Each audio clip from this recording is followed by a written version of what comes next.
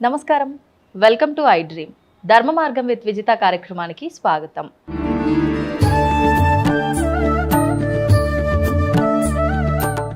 ప్రస్తుతం మనతో పాటు ఉన్నారు శ్రీ విద్యా ఉపాసకురాలు మాత అన్నపూర్ణతో మాట్లాడి మరిన్ని విషయాలు వివరంగా తెలుసుకుందాం. అమ్మ నమస్కారం. శుభం. అమ్మ, నేను మీ గురించి విన్నంత వరకు కూడా ఎంతసేపు మన ధర్మాన్ని ముందుకు తీసుకెళ్ళాలి, మనం ఏదున్నా సేవ రూపంలో భగవంతుడికి మనం ఒక కృతజ్ఞత తెలుపుకోవాలి అనే విషయాలే ఎక్కువగా తెలియజేస్తున్నాయి. ఎక్కువగా అంటే మనం ఏ ఆలయంలో చూసినా, ఏ దైవ కార్యక్రమంలో చూసినా ఎక్కువగా ముందంజలో ఉండి కార్యక్రమాలు జరిపించేదంతా కూడా మగవారు ఎక్కువగా చేస్తూ ఉంటారు. పౌరోహిత్యం దగ్గర నుంచి, పూజల దగ్గర నుంచి.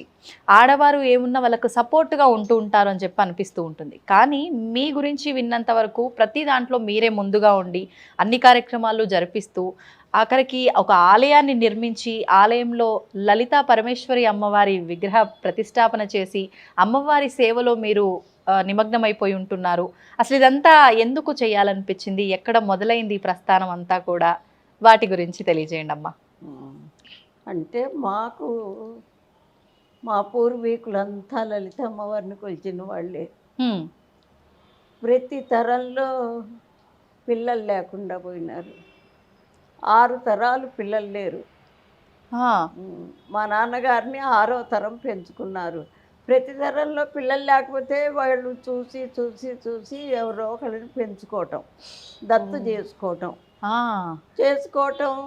అమ్మవారిని ప్రతిష్ట చేయటం, అట్లా 7-8 తరాల నుంచి వస్తుంది. 6వ తరం మా నాన్నగారు లలిత అమ్మవారిని మా ఊరు ఒలివేరని, తెనాలి దగ్గర ఒలివేరు. తెనాలి అమ్మ మీది? తెనాలి. ఓకే. ఆ ఒలివేరులో ప్రతిష్ట చేశారు లలిత అమ్మవారిని. అది కూడా ఎట్లా, అక్కడ వరసని 5 ఊళ్ళు, ఒక పెద్ద గాలివాన వస్తే 5 ఊళ్ళల్లోకి 5 శివలింగాలు కొట్టుకొచ్చి అక్కడ వెలిసినాయి.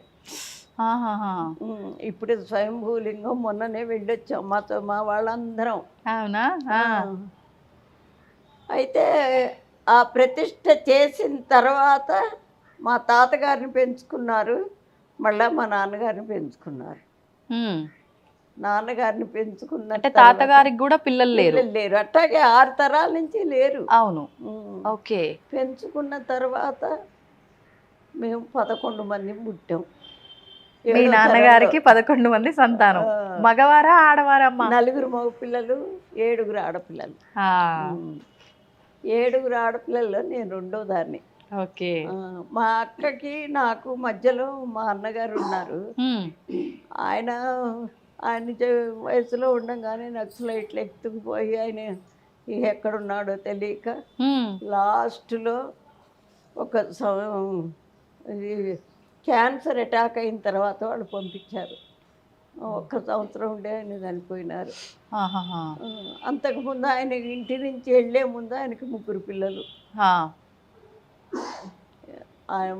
రెండో ఆయన పెద్ద ఆవిడ మా అక్కగారు. మా వంశం అందరిలోకి ఇప్పుడు 6 తరాలు కదా, 7వ తరంలో ఆవిడ పెద్ద ఆవిడ మా వంశం మొత్తంలో. ఆవిడ చాలా మహిమ గల ఆవిడ. ఇప్పటికి ఆవిడకి జనవరి 29కి 92వ సంవత్సరం వస్తుంది. ఓ, ఎక్కడ ఉంటారమ్మా ఆవిడ? అదే వైజాగ్ దగ్గర నర్సీపట్నం అని ఉంది. అక్కడి నుంచి తుని వెళ్ళే రోడ్లో బలిఘట్టం అని ఉంది. ఆ కొండ మీద ఆశ్రమం ఆవిడ కూడా. అంటే మాతాజీగా ఉన్నారు. లక్ష్మీదేవి పంచాయతన్ దేవాలయం. బాగా కార్యక్రమాలు అవి బాగా జరుగుతాయి, బాగుంటుంది. ఆవిడ అట్లా. రెండో ఆయన మా అన్న అట్లా.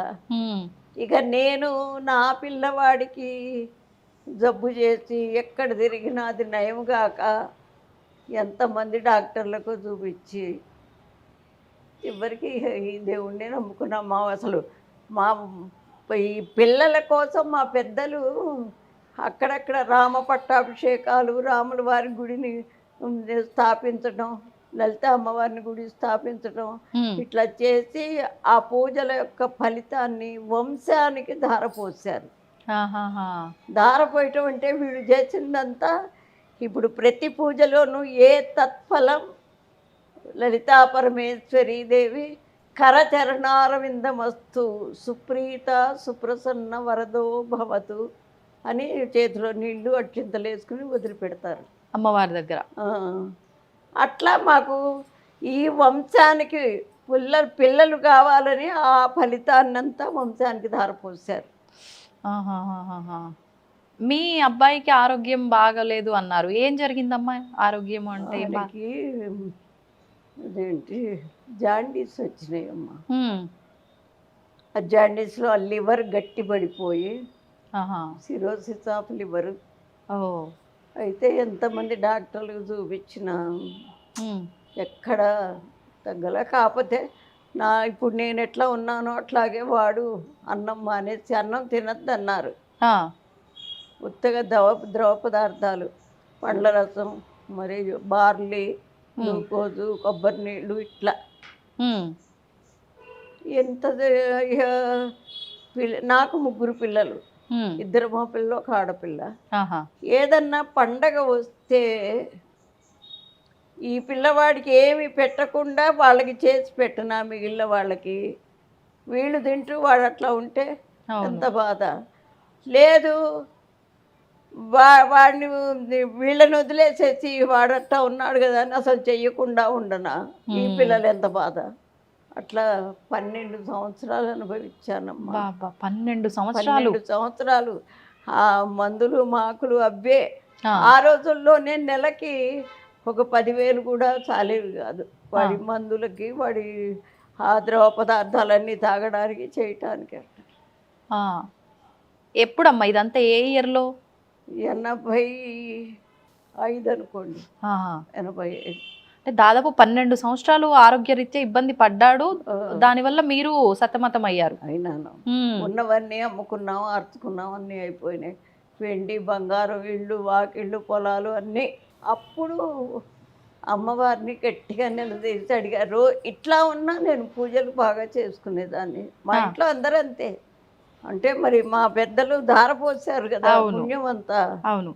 అయితే అమ్మాయి ఎన్నాళ్ళు ఇంకా ఇట్లా శక్తి పోతోంది, డబ్బు లేదు, మరి ఎట్లా ఇది ఏదన్నా ఒక పరిష్కారం చెయ్యి, ఉంచుతావా నలుగురిలో తిరిగేట్టు, ఆరోగ్యం బాగుండేట్టు చెయ్యి, లేదంటావా తీసుకెళ్ళిపో అని గట్టిగా అన్న నీళ్ళు మానేసి ఒక తపస్సులాగా చేసుకున్నా. ఆవిడ కల్లో ఒకసారి ఒక ముత్తైదులాగా కనిపించి కోటి కుంకుమార్చన చేయమని. ఏం చెప్పారు? కోటి కుంకుమార్చన.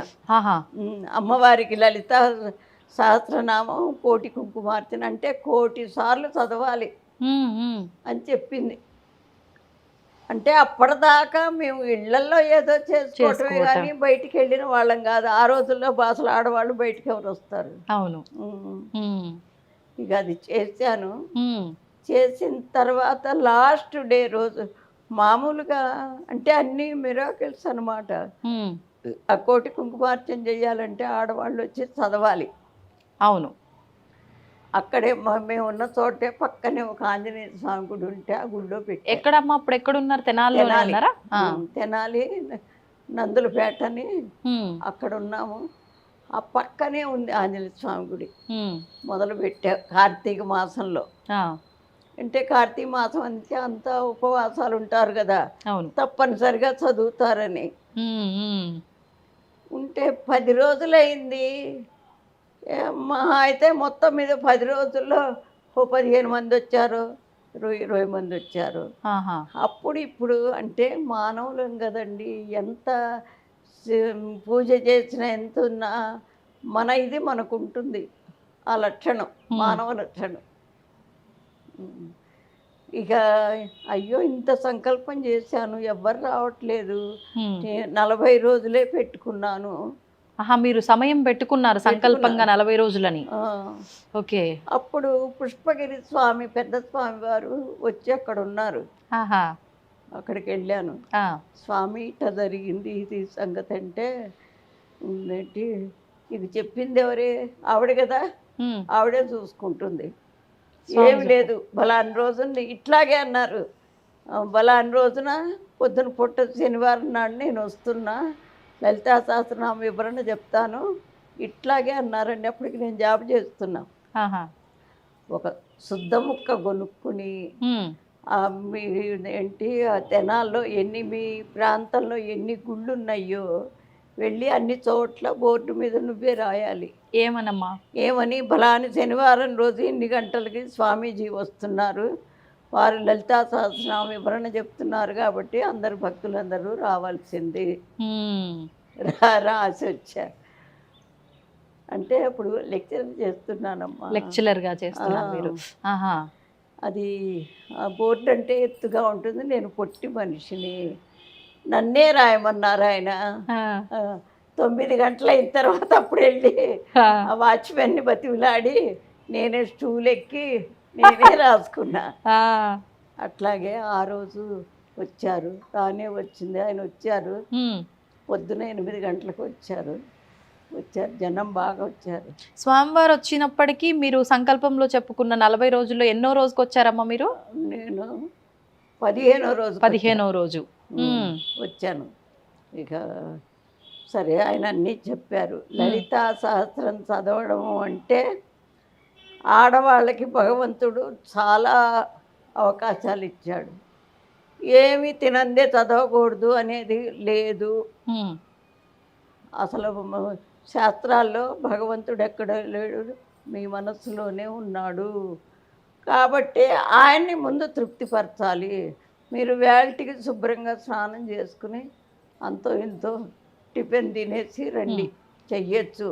ఇది లోక కళ్యాణం కోసం మొదలుపెట్టింది. ఆయన చెప్పారు ఆ మాట అని చెప్పారు. ఆ రోజు నుంచి ప్రతిరోజు మధ్యాహ్నం 3 అయ్యేది పూజ అవ్వటానికి, అంత జనం. ఓహో. ఆ రోజు నుంచి అన్నట్టుగానే కరెక్ట్గా 40 రోజుల్లో అయిపోయింది. దాదాపు ఎంత సంఖ్యలో వచ్చేవారమ్మా? కనీసం 100 మంది అట్లా వచ్చేవాళ్ళు. ముందు 10 మంది 15 మంది కాస్త చూడండి. కరెక్ట్గా 40 రోజులకి అయిపోయింది. కోటి అయిపోయింది. అంటే నేను చేశాను అని నేను అన్ను. ఆవిడ ఎంత మిరాకిల్స్ చూపించిందంటే అమ్మవారు, వంట వాళ్ళని పిలిచాం. ఆఖరి రోజు హోమం ఉంటుంది అన్నదానానికి. వాళ్ళు కూతురు, అల్లుడు, కొడుకు, కోడలు, ఆవిడే 5గురు. వాళ్ళ 5గురు 4000 మందికి కావాల్సిన సరుకంతా వాళ్ళే పట్టుకొచ్చారండి. వాళ్ళని వీళ్ళని అడిగి ఆవిడ అన్నం తినకుండా, మరి ఏంటి ఇప్పటిదాకా బ్రాహ్మలు ఎవరు ఏంటి ఆడవాళ్ళు ఇట్లా చేసిన వాళ్ళు లేరు, ఆవిడ చేస్తోంది కాబట్టి మీరు ఎంతో కొంత సాయం చేయండి అని వాళ్ళు తీసుకొచ్చారండి. అయిపోయింది ఆ రోజు. బాగా చాలా బ్రహ్మాండంగా అయింది. అప్పుడు ఒక ఆవిడికి ఒంటి మీదకి అంటే ఆ మనస్సులోకి వచ్చిన దాన్ని వాళ్ళు తట్టుకోలేక ఒక విధంగా అయిపోతారు. వచ్చిన ఆలోచన తట్టుకోలేక అంటే ఒంటి మీదకి రావటం అంటే అది. ఆవిడ ఏం చెప్పింది, మీరు మీ అబ్బాయిని రాయవేలూరు తీసుకెళ్ళండి, వాడికి తగ్గిపోతుంది అని. మేము అప్పటిదాకా అన్ని ప్రయత్నాలు చేసి ఇక మెదలకుండా ఊరుకున్నాం ఆ మందులు వాడుతూ.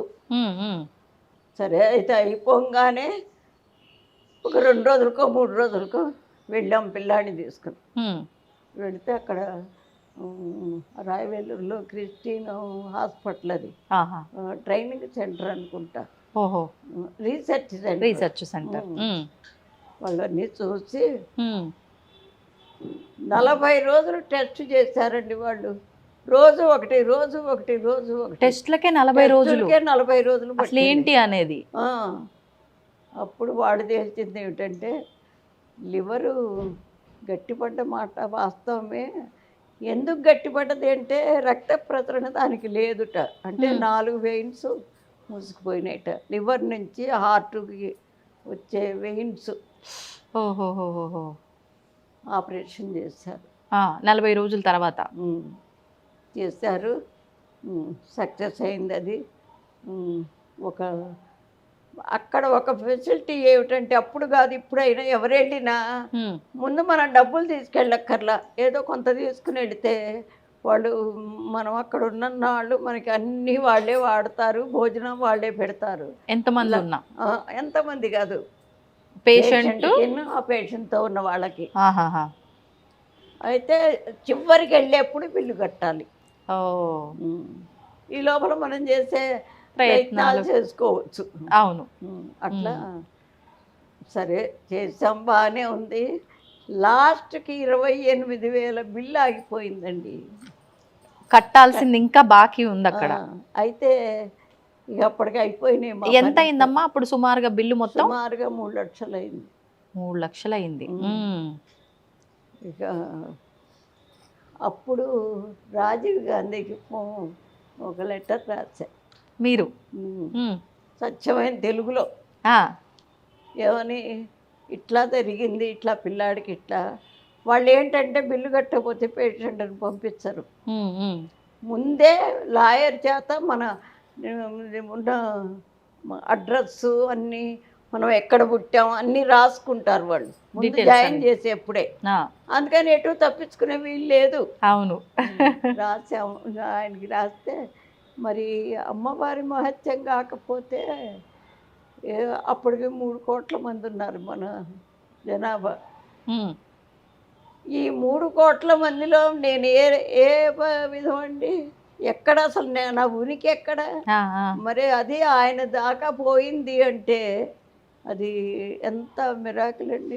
ఆ, చూశారు, వెంటనే ఎవరినో పంపించారు, అక్కడంతా ఎంక్వైరీ చేసుకుని ఉమ్. అప్పటి నుంచి పిల్లవాడు ఎప్పుడు వచ్చినా మందులు ఉచితంగా అన్నీ ఇచ్చి ఏర్పాట్లు రాసేసారు ఆయన. మళ్ళీ మళ్ళీ మళ్ళీ వచ్చే ట్రీట్మెంట్లకు అన్నిటికి కూడా? అన్నిటికీ ఉచితమే. ఆహాహా. ఇక వచ్చేసామనుకో. ఎంత చక్కటి ఆలోచన చేశారమ్మా మీరు. ఎలా వచ్చింది మీకు ఆలోచన అప్పుడు? అంటే నేను పార్టీలో తిరిగానండి. ఆహా. అందులో అప్పుడు కూడా మనకి స్వతంత్రం వచ్చేటప్పటికి ఆడవాళ్ళు పెద్దగా పాల్గొనలే అందులో. ఫస్ట్ మనకి ప్రధానమంత్రి ఆడమనిషి అయింది. అది నాకు చాలా సంతోషం. అంటే మీరు ఉన్నారు అప్పుడు స్వాతంత్రం వచ్చినప్పుడు? 35 పుట్టానమ్మా. ఓ, 1937. నాకు అన్నీ నేను కూడా దాంట్లో పాల్గొన్నా. మీరు 35లో పుట్టారు, 47లో వచ్చింది. అంటే మీరు మొత్తం అన్ని కార్యక్రమాల్లో ఇన్వాల్వ్ అయ్యి ఉన్నారు. సో స్వాతంత్ర సమర యోధురాలైతే. సంతోషం అమ్మ కలిసినందుకు నిజంగా. అయితే ఇక అట్లాగే మిరాకిల్గా చాలా మిరాకిల్స్ వచ్చినాయండి. ఎవరికైనా వస్తాయి, నేను అది ఖచ్చితంగా చెప్తా. ఎట్లా, ఇప్పుడు పిల్లవాడు ఎంత తెలివిగలవాడైనా చదివితే కదా అది వాడికి తెలివితేటలు ఉన్నది లేనిది తెలిసేది, పాస్ అయ్యేది. అవును. అట్లాగే ఈ దైవారాధనలో కూడా ఎంత తెలిసినా దాన్ని అనుకరించే పద్ధతిలో కనుక చేస్తే ఖచ్చితంగా అన్నీ వస్తాయి. భగవంతుడు అంటే అది మనకు కనపడినంత మాత్రం లేడు అనుకోవటానికి వీల్లేదు. భగవంతుడు ఉండబట్టే ఇప్పుడు ఆ భగవంతుడి వల్ల మనం ఈ లోకంలోకి వచ్చి కొన్ని పనులు చేస్తాం. కొన్ని డ్యూటీలు ఆవిడ మనకు అప్పచెప్పింది. ఆ డ్యూటీలన్నీ మనం కరెక్ట్గా చేస్తే తప్పనిసరిగా భగవంతుడి యొక్క కృప మనకు ఉంటుంది. నువ్వు పుట్టించడం మట్టుకే ఇంకా నీదే ఉందిలే అనుకుంటే అది మాత్రం అసలు కుదరని పని. అట్లా చేస్తానే ఈ పిల్లవాడు ఇంకో మిరాకిల్ ఏంటో తెలుసా అండి, వీడు జబ్బు పడ్డప్పుడు 9th ఏదో చదువుతున్నాడు మా అబ్బాయి. ఇంటికి వచ్చిన తర్వాత సొంతగా చదువుకుని ఫస్ట్ ఆంధ్ర మెట్రికులేషన్ రాశాడు. అది అక్కడ యూనివర్సిటీ సెకండ్ వచ్చాడు. తర్వాత ఇంటర్మీడియట్ చేర్పించాం. చేర్పిస్తే జిల్లా ఫస్ట్ వచ్చాడు ఇంటర్మీడియట్లో. తర్వాత బిఎస్సి మ్యాథ్స్తో కాలేజ్ ఫస్ట్ వచ్చాడు. ఊరికే అన్నీ వచ్చాడు, అన్నీ చదువుతున్నాడు, బాగానే ఉంది. మరి వచ్చిన తర్వాత ఊరికే ఉండటం ఎందుకని మన ఎంసెట్ రాశాడు. రాస్తే 74 ర్యాంక్ వచ్చింది. ఆ, వచ్చేసి తనకి మొదటి నుంచి బొమ్మలు వేయటం చాలా ఇది. ఆహా, అందుకని బీఆర్క్లో చేరాడు, ఆర్కిటెక్చర్. ఓకే. ఈ ఇళ్ళు అవన్నీ అవును. ప్లానింగ్ అంతా అది కూడా మంచిగా పాస్ అయినాడు. హ్మ్, తర్వాత పెళ్ళయింది. హ్మ్. ఆపరేషన్ చేసినప్పుడు వాళ్ళు 8 ఏళ్ళు టైం ఇచ్చారు. ఎందుకమ్మా? ఎందుకంటే లోపల స్టంట్లు వేశారు. ఆ, ఆ, అవి మరి ఏమో అప్పటికి మళ్ళా ఏమవుతుందో ఇబ్బంది వస్తుందేమో. ఆ, అని నికరంగా వాళ్ళు మనకి గట్టి ఇది గ్యారెంటీ చెప్పలేదు. చెప్పల. ఆహాహా. అట్లాంటిది 30 ఏళ్ళు బతికాడమ్మా. ఆ, 30 ఏళ్ళు బతికాడు, పెళ్లి చేసుకున్నాడు, 2 ఆడపిల్లలు. ఉమ్, తర్వాత వెళ్ళిపోయినాడు ఆయన. అయ్యో. అట్లా అమ్మవారు మనస్ఫూర్తిగా చేస్తే మిరాకిల్స్ చాలా ఉంటాయి. అప్పుడు కాదు ఇప్పుడైనా అంతే. ఇప్పుడు ఇదే సేమ్ చూడండి, ఎన్నో ఏళ్ళ నుంచి చేస్తున్నాను పూజలు. అబ్బో కాశీలో కూడా చేసి వచ్చా, కోటి కుంకుమార్చన. కాశీలో చేయటం అంటే మరి కూర్చుని చేసే వాళ్ళు ఉండాలిగా. అవును. అంత సొంత నా డబ్బు పెట్టుకుని 50 మందిని తీసుకుని వెళ్ళి, ఇక్కడ నుంచి తీసుకెళ్లారా? తెనాలి నుంచి తీసుకెళ్లారు. తీసుకుని వెళ్ళి అక్కడ కూడా ఒక పెద్ద ఆంధ్రాశ్రమం అని ఉంది. అక్కడ శుభ్రంగా వాళ్ళు పెద్ద హాల్ ఒకటి ఇస్తారు. 13 గదులు తీసుకున్నా అందరికి. అది అన్ని హోమాలు చేసి అక్కడ చాలా ఇది చేసాం.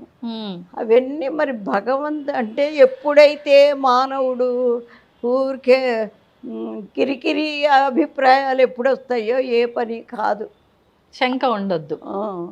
అప్పటికప్పుడు శంక లేకుండా ఉన్న పని అయినా తర్వాత అది ట్రబుల్ వస్తుంది తప్పనిసరిగా.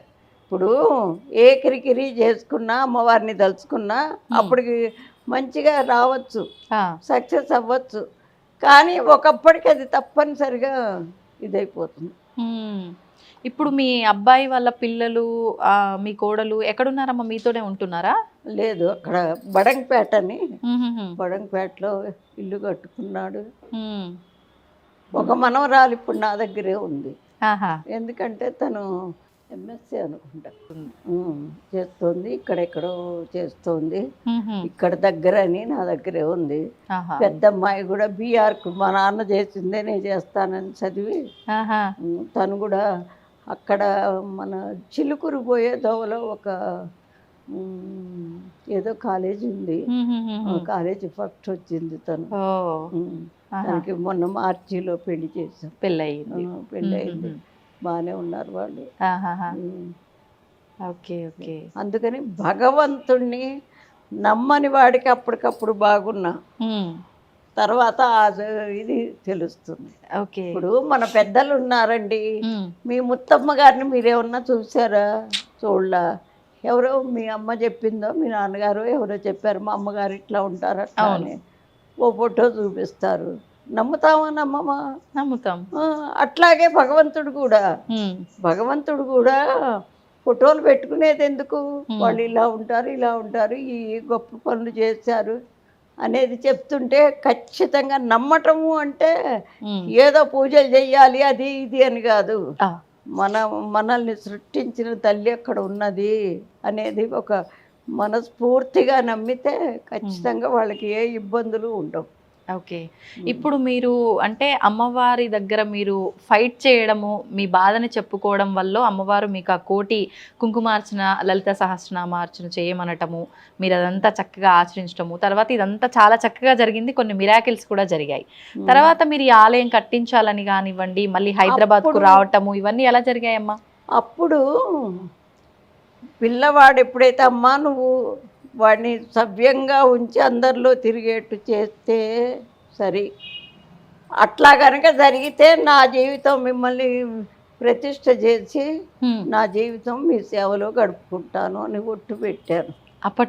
అప్పుడే పెట్టాను. సరే, ఆవిడ చేయాల్సిందంతా చేసిందంతా బాగానే ఉంది. మరి మాట అన్నందుకు అందులో భగవంతుడి దగ్గర మాట. అవును. అందుకని ఇక్కడికి ఎట్లా వచ్చామంటే ఈ పిల్లలందరూ చదువులు అయిపోయినాయి, అమ్మాయికి పెళ్లి చేసాము, చిన్న అబ్బాయికి కూడా పెళ్ళి అయిపోయింది, వాడు ఉద్యోగం ఇక్కడే, ఆహా. పెద్ద అబ్బాయి కూడా ఇక్కడే ఉద్యోగం. ఉమ్. ఇక అందువల్ల మేము ఇక్కడికి రావాల్సి వచ్చింది. ఆహా. వచ్చినా నేను ఈ మాట అన్నా కదా, అవును. అందుకని అది మనసులో ఉంటూనే ఉంది. ఉమ్, ఉమ్, మరి ఇంత సిటీలో మనకి గుడి కట్టుకోవటానికి స్థలం ఎట్లా ఉమ్, కొనుక్కోవాలంటే ఏ మూలకో వెళ్ళాలి. సెంటర్లో కనుక కడితే కట్టినందుకు నా కోరిక తీరుతుంది. తర్వాత భక్తులకి వాళ్ళకు ఒక దోవ ఏర్పాటు చేసి, నేను ఏ పని చేసినా నా స్వార్థం నా ఇది చూసుకోనండి, ఉమ్. ఫర్దర్ వాళ్ళకి ఒక ఉపయోగకరము అవును. అని అట్లా అనుకుని ఏ సంవత్సరంలో వచ్చారమ్మా హైదరాబాద్కి? 96లో 96లో వచ్చారు. ఉమ్. ఉమ్, అట్లా చేసుకుని నెమ్మదిగా ఇది ఏం ఒక రోజు 2 రోజులు 25 ఏళ్ళు అయింది. ఉమ్. 25 ఏళ్ల నుంచి ఏదో ఒకటి కడుతూనే ఇప్పటికైనా ఇంకా ఉన్నాయి. మొన్ననే ఇప్పుడు ఆ విగ్రహాలు అవి వేయించి ఆర్చీలు కట్టించారు. ఆర్చ్లో. ఇప్పుడు ఇక్కడ కట్టి ఇది 25 ఇయర్స్ అవుతుందా అమ్మా? ఆహా. మీరు హైదరాబాద్ రాగానే ఇప్పుడున్న ప్లేస్కే వచ్చారా? ఎట్లా? ఇప్పుడు అబ్బాయి వాళ్ళు ఇక్కడ ఉండేవాళ్ళు, సంగీత నగర్ అని, అక్కడ ఉంటున్నాము. ఆహా. అక్కడ ఉంటూ నాకు ఈ వార్డు కౌన్సిలర్ గారు పరిచయం అయితే, ఇట్లా ఒక హనుమంతుడు కనపడితే ఆయన వెంబడి వెళ్ళటం, అక్కడ ఒక గుడి చూడటం, ఆ గుడిలో ఉండటం, అప్పటి నుంచి కాస్త 1 సంవత్సరం 2 ఏళ్ళు అట్లా అయిన తర్వాత ఇక్కడికి వచ్చాను. ఆ కౌన్సిలర్ గారు చూపించారు ఇది. ముందు హనుమంతుని గుళ్ళో చేసేవారు అంటే అక్కడ సేవ చేసేవారా? ఇక్కడలాగా పూజలు అన్ని చేసేవారా? చేసేదాన్ని. నాకు ఆ మధ్యలోనే మా ఊళ్ళో ఉన్న, ఇప్పుడు మనస్సు బాగుండకపోతే ఏదో ఒక పనిలో నిమగ్నం అయితే ఖచ్చితంగా ఒక ప్రశాంతత వస్తుంది. అట్లాగే మరి ఇంత పిల్లాడు ఇట్లా అయినాడు అనుకుంటే అప్పుడు చదువుకున్నా నేను. చిన్నప్పుడు చదువుకోలే. చిన్నప్పుడు 6వ తరగతి మటుకే ఎడ్లపల్లిలో ఉండేవాళ్ళం. నేను మా నానమ్మ వాళ్ళ దగ్గర ఉండేదాన్ని. ఎందుకంటే నా తర్వాత చెల్లెలు 1 సంవత్సరం 1 నెల చిన్నది. ఓహో. అవటాన పాలనలతో పడతారని మా నానమ్మ తీసుకెళ్ళారు నన్ను. తీసుకెళ్తే అక్కడ 11 ఏళ్ళు పెరిగాను. 6వ తరగతి దాకా చదివాను. తర్వాత మా తాతగారు చనిపోయినారు. తాతగారు అంటే నాన్న అనమాట. చనిపోయిన తర్వాత ఇక మళ్ళా అమ్మగారింటికి వచ్చేసేసారు. ఎందుకంటే నానమ్మని మా బాబాయ్ తీసుకెళ్ళిపోయినారు. హైదరాబాద్లో ఉండేవారు. ఇక ఆవిడని తీసుకెళ్ళిన తర్వాత ఇంటికి వెళ్ళాను. 2 ఏళ్ళు ఉన్నాను, లేదో పెళ్లి చేసేసారు. 13వ ఏడు వచ్చింది, పెళ్లి చేశారు. 13వ ఏడే పెళ్ళి అయిపోయింది మీకు? 14 వచ్చేసరికి మా అబ్బాయి పుట్టాడు, పెద్ద అబ్బాయి. ఈ అబ్బాయి ఇప్పుడు మీరు ఆరోగ్యం బాగోలేదని చెప్పిన అతను 14వ ఏటే. 15, 16 లేదు ఇంకొక అమ్మాయి, 17, 18 లేదు ఒక అమ్మాయి, 21 వచ్చేసరికి ఇప్పుడున్న అబ్బాయి పుట్టేసి ఇక అంత మటుకు అయ్యి ఇక వాళ్ళని చూసుకుంటూ ఇంట్లో పూజ చేసుకుంటూ ఇంకా నెమ్మదిగా హిందీ చదవటం మొదలుపెట్టి. ఎందుకమ్మా హిందీని ఎందుకు చదవడం? అంటే మరి అప్పటికి ఇంగ్లీష్, అప్పుడు 6th క్లాస్లో అక్షరాలు నేర్పారు మాకు. అప్పుడు అట్లుండేది, ఇంగ్లీష్ ఉండేది కాదు. 5వ తరగతి దాకా అంతా తెలుగు. 6వ తరగతికి వస్తే ఇంగ్లీష్ అక్షరాలే. అంత మటుకి 1 సంవత్సరం వల్ల అవే ఏబిసిడీలు అంతే. 7వ తరగతికి వస్తే అప్పుడు పదాలు, చిన్న పదాలు. అది చదవటం కష్టమేమో అనుకుని నేను దానిలోకి పోకుండా హిందీ చదివాను.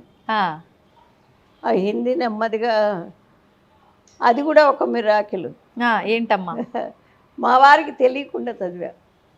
ఆయనకి ఇష్టం ఉండదు, నేను తెలియకుండా చదివా. ఆయన కూరగాయలది కమిషన్ కొట్టు పెట్టుకున్నారు. చీకటితో 5ంటికి వెళ్ళేవారు, మధ్యాహ్నం 2ంటికి వచ్చేవారు. ఈ లోపల పిల్లల్ని బడికి పంపించడం, నేను ఈ పని చేయటం. ఇంట్లోనే చదువుకునేవారా అమ్మ మీరు? మీరు నేర్చుకోవడానికి బయటికి వెళ్ళేవారా? వెళ్ళేదాన్ని. సర్వోదయ కేంద్రం అని ఉంది, వినోబా భావే గారు పెట్టింది. దాంట్లో చదువుకుంటూ ఎంత 1 గంట, 1.5. 10ంటికి వెళ్ళేదాన్ని, 11:30కి వచ్చేదాన్ని. వచ్చిన తర్వాత ఆయనకి వంట చేసేదాన్ని. ఉమ్. ఓకే. అట్లా ఎప్పుడు చెప్పారమ్మా మళ్ళీ మీ వారికి? నేను ప్రవీణ పాస్ అయినా. ఆ, ప్రవీణ్ అంటే బిఏతో సమానం, హిందీ. ఓహో. ఉమ్. ఉమ్. అయిన తర్వాత ట్రైనింగ్కి వెళ్ళాలని, ఆ, టీచర్ టీచర్ ట్రైనింగ్ ట్రైనింగ్కి. అనుకుంటే ఇక అప్పుడు చెప్పడం తప్పలా. ఇట్లా గంటన్నర కాదుగా ట్రైనింగ్ అంటే. అవును, అవును. చాలా టైం పడుతుంది, అక్కడే ఉండాలి. 10ంటికి వెళ్ళినా కానీ 2ంటి దాకా ఉండాలి, మళ్ళీ సాయంత్రం వెళ్ళాలి. ఉమ్. అయ్యే చెప్పక తప్పల. ఆ, చెప్పాను అప్పుడు. అప్పుడు ఏంటి వారి రియాక్షన్? వద్దన్నారా? ఆ, మానేశానికి ఏం చేస్తాం. ఆ. అయిన తర్వాత ఏ ట్రైనింగ్ లేకపోయినా ఎంఏ చదివాను హిందీలోనే, సాహిత్య రత్న. ఓ, వారికి తెలుసా మీరు ఇది చదువుతున్నట్టు? మళ్ళీ అది కూడా తెలియదు చెప్పలే. ఆయనకి. ఆ, సాహిత్య రత్న చదివాను. ఆ, కాకపోతే ట్రైనింగ్కి వెళ్ళాలి అనుకుంటే మరి జనరల్ క్వాలిఫికేషన్ కావాలన్నారు. ఆహాహా. నేను చదివింది 6వ తరగతి 6వ కదా. తరగతి. అప్పుడు ఆంధ్ర మెట్రిక్ చదివాను. ఉమ్. అది కూడా ఈ ట్యుటోరియల్ కాలేజీలు ఉంటాయి చూడండి, అవును. అట్లాంటి కాలేజీలో. ఆ, పాపం నేను గృహిణినని, మరి పిల్లల్ని ఇట్ట పెట్టుకుని చదువు మీద ఆపేక్షతో వస్తుందని వాళ్ళు క్లాసులు నా నా సమయానికి అనుకూలంగా మార్చారండి. బాబా. ఎక్కడున్నారో కానీ నిజం చెబుతున్నా. హిందీ కూడా అంతే. ఆ, అయితే ఇంకా నెమ్మదిగా ఇంటర్మీడియట్ చదివాను, బిఏ చదివాను, ఎంఏ చదివాను. ఇది ఎంఏ అయిపోయింది. అప్పుడు ఉద్యోగం చేశాను, ఉద్యోగాలు చేరాను. ఫస్ట్ పార్ట్ టైంకి వెళ్ళా హిందీ లెక్చరర్గా తెనాలి జేఎంజే కాలేజీలో. వెళ్తే అది కూడా తెలియదు ఆయనకి. అంటే జాబ్కి వెళ్ళినప్పుడు కూడా చెప్పలే మీరు? పార్ట్ టైం అంటే 8ంటికి వెళ్ళిపోవటం, 12ంటికి రావటం. ఓ, ఇంకా మేనేజ్ చేసుకోవచ్చులే చెప్తే ఒప్పుకోరని. ఆ చదువు మీద ఆపేక్ష అట్లా ఉండేదండి. నాకు ఎంత ఇష్టమో చదువు. ఎందుకమ్మా అంత ఏమో మరి చదివాను. అప్పుడు అక్కడ చేసుకుంటూనే విడిగా కాన్వెంట్ పెట్టాను, ఇంగ్లీష్ మీడియం కాన్వెంట్. మీరే? 5గురు టీచర్స్. ఆ రోజుల్లో ఆడవాళ్ళు ఎవరు అట్లా పెట్టిన వాళ్ళు లేరు. పెట్టాను. 1000 మంది పిల్లలు చేరారు. 1000 మంది? 14 మంది టీచర్లు ఉండేవాళ్ళు. మొదట ఎంతమంది టీచర్లు, ఎంతమంది పిల్లలతో స్టార్ట్ అయింది? మొదట అంటే ఒక 20 మందితో స్టార్ట్ అయింది. అది ఆడవాళ్ళు ఎవరు చెప్పేవాళ్ళు లేరు అప్పుడు. అవును. అందువల్ల ఆడవాళ్ళు ఆవిడ బాగా చెబుతుంది అని, అది గంగానమ్మపేట తెనాలి, దాంట్లో అది బాగా సాగింది. అప్పుడు చెప్పాల్సి వచ్చింది. అప్పుడు ఎందుకంటే మరి అంత పెద్ద ఇన్స్టిట్యూట్ నడపటం అంటే కొంచెం కష్టమే కదా. ఇటేమో కాలేజీకి వెళ్ళటం, అటు అది చూడటం. అప్పుడు చెప్పాను, ఇంకేమనలేదు. తర్వాత 12 ఏళ్ళు అట్లా జరిగింది బాగా. 77 గాలివాన్ వచ్చింది ఒకటి, దివిసీమ గాలివాన్. అప్పుడు ఆ గాలివానకి మేము పెట్టిన స్కూల్ పెట్టిన ఇల్లు పడిపోయింది. అయ్యో. అక్కడి నుంచి ప్లేస్ మార్చాం. మార్చిన తర్వాత రిక్షాల గూడు రిక్షాలు. అప్పుడు రిక్షాల్లో కొంతమంది వచ్చేవాళ్ళు, కానీ ఎట్లయినా స్ట్రెంగ్త్ తగ్గింది. ఎందుకంటే దూరంగా ఉండేదా? చాలా దూరంగా. అంటే ఇప్పుడంటే అందరూ ఇస్తున్నారు, కానీ అప్పుడు అమ్మో పిల్లలకి ఇస్తే ఇల్లు పాడు చేస్తారు, అది చేస్తారు, ఇది చేస్తారు అని డబ్బు దొరికేది కాదు. Okay, okay. అట్లా నడిపాను. తర్వాత ఎవరు లేని అన్నదమ్ములు 2 చదువుకున్నారు, కానీ ఉద్యోగాలు రాలే. వాళ్ళకి ఇచ్చేసారు, మీరు నడుపుకోండి అని. ఉద్యోగాలు లేవు వాళ్ళకని మీరు ఇచ్చేసారు నడుపుకోమని. అది కూడా ఎందుకు అంటే మా అమ్మాయికి అప్పటికే నాకు పెళ్ళైనట్టే అమ్మాయికి కూడా 15 ఏట చేసేసా. ఆవిడకి జాండీస్ వచ్చినాయి అమ్మాయికి. అంటే ఫస్ట్ ప్రెగ్నెన్సీ రాగానే జాండీస్ వచ్చినాయి. అప్పుడు డాక్టర్ గారు ఏమన్నారంటే, అమ్మ రోజు అబ్జర్వ్ చేయాలి మీరు, ఆవిడ హాస్పిటల్లో చేర్పించండి అని చెప్పారు. Okay, okay. చెప్పి ఆ డాక్టర్ గారు ఇప్పుడు ఏదో సామెత చెప్పినట్టు ఇంట్లో నుంచి బయటికి రాని దాన్ని ఉమ్, ఇక నాకు ఎవరు కనపడితే వాళ్ళతో స్నేహం చేయటం వాళ్ళకి కావాల్సినవన్నీ అమర్చడం ఉమ్, అట్లా అప్పుడు ఆడవాళ్ళ దెబ్బను బయటికి వెళ్ళేవాళ్ళు కాదు. అదే ఉమ్, అట్లా ఉంటాను. డాక్టర్ గారు కూడా బాగా పరిచయం. ఎవరు పల్లెటూళ్ళలో ఉండి బస్తీకి వచ్చాం కదా, అవును ఆ పల్లెటూరు నుంచి ఈ జనం వచ్చేవాళ్ళు. అందులో మా వారిది కూరగాయలది వ్యాపారం. వ్యాపారం. ఆ కూరగాయలు తీసుకుని వచ్చేవాళ్ళు రైతులు. ఆ, ఆ, మరి హాస్పిటల్కి వెళ్ళాలి వదినమ్మా అనేవాళ్ళు. ఆహా, వాళ్ళని తీసుకెళ్ళటం అట్లా డాక్టర్ గారు బాగా పరిచయం అయ్యి ఆహా, బావమరుదులు కొడాలి వీరయ్య గారు వీర రాఘవ గారు అని ఆహాహాహా. ఆయన చెప్పారు. అమ్మా ఆయన పక్క రోడ్లో రూమ్స్ ఉండేవి డాక్టర్ గారివి. అక్కడెక్కడన్నా మీరు ఒక ఇల్లు తీసుకుని ఉండండి, నేను రూమ్స్కి వస్తా కాబట్టి వచ్చి చూసిపోతాను అమ్మాయిని, ఇక్కడ చేర్చడం అంటే మీకు ఇబ్బంది అని చెప్పారు ఆయన. అట్లాగే అక్కడ ఒక ఇల్లు తీసుకుని అందులో చేరి అప్పుడు ఆ పిల్లలకి ఇచ్చేసి ఆ స్కూలు దీనికి దానికి నడవక. ఓ, అవతల కాలేజీ ఉంది నాకు, ఆ, అవును. మరి ఇది మళ్ళీ పిల్లకి ఇట్లా అది ఇవన్నీ చూసుకోవడం ఇంకా ఇబ్బంది అవుతుంది అని అని చెప్పి అది ఇచ్చేసేసారు. అమ్మ మీరు ఒక మాట చెప్పారు, మీ బాబుకు బాగోలేని టైంలో నేను ఎలాగైతే ఆహారం తీసుకోనో వాడిని కూడా అలాగే ఉంచాల్సి వచ్చింది ద్రవ పదార్థాలతో అని చెప్పి. మీరెందుకు తీసుకోవట్లేరమ్మా ఆహారం? నేను శ్రీ విద్యాపరురాల్ని. అసలు మానవుడికి ప్రతిబంధకం ఏది అంటే ఆహారమే.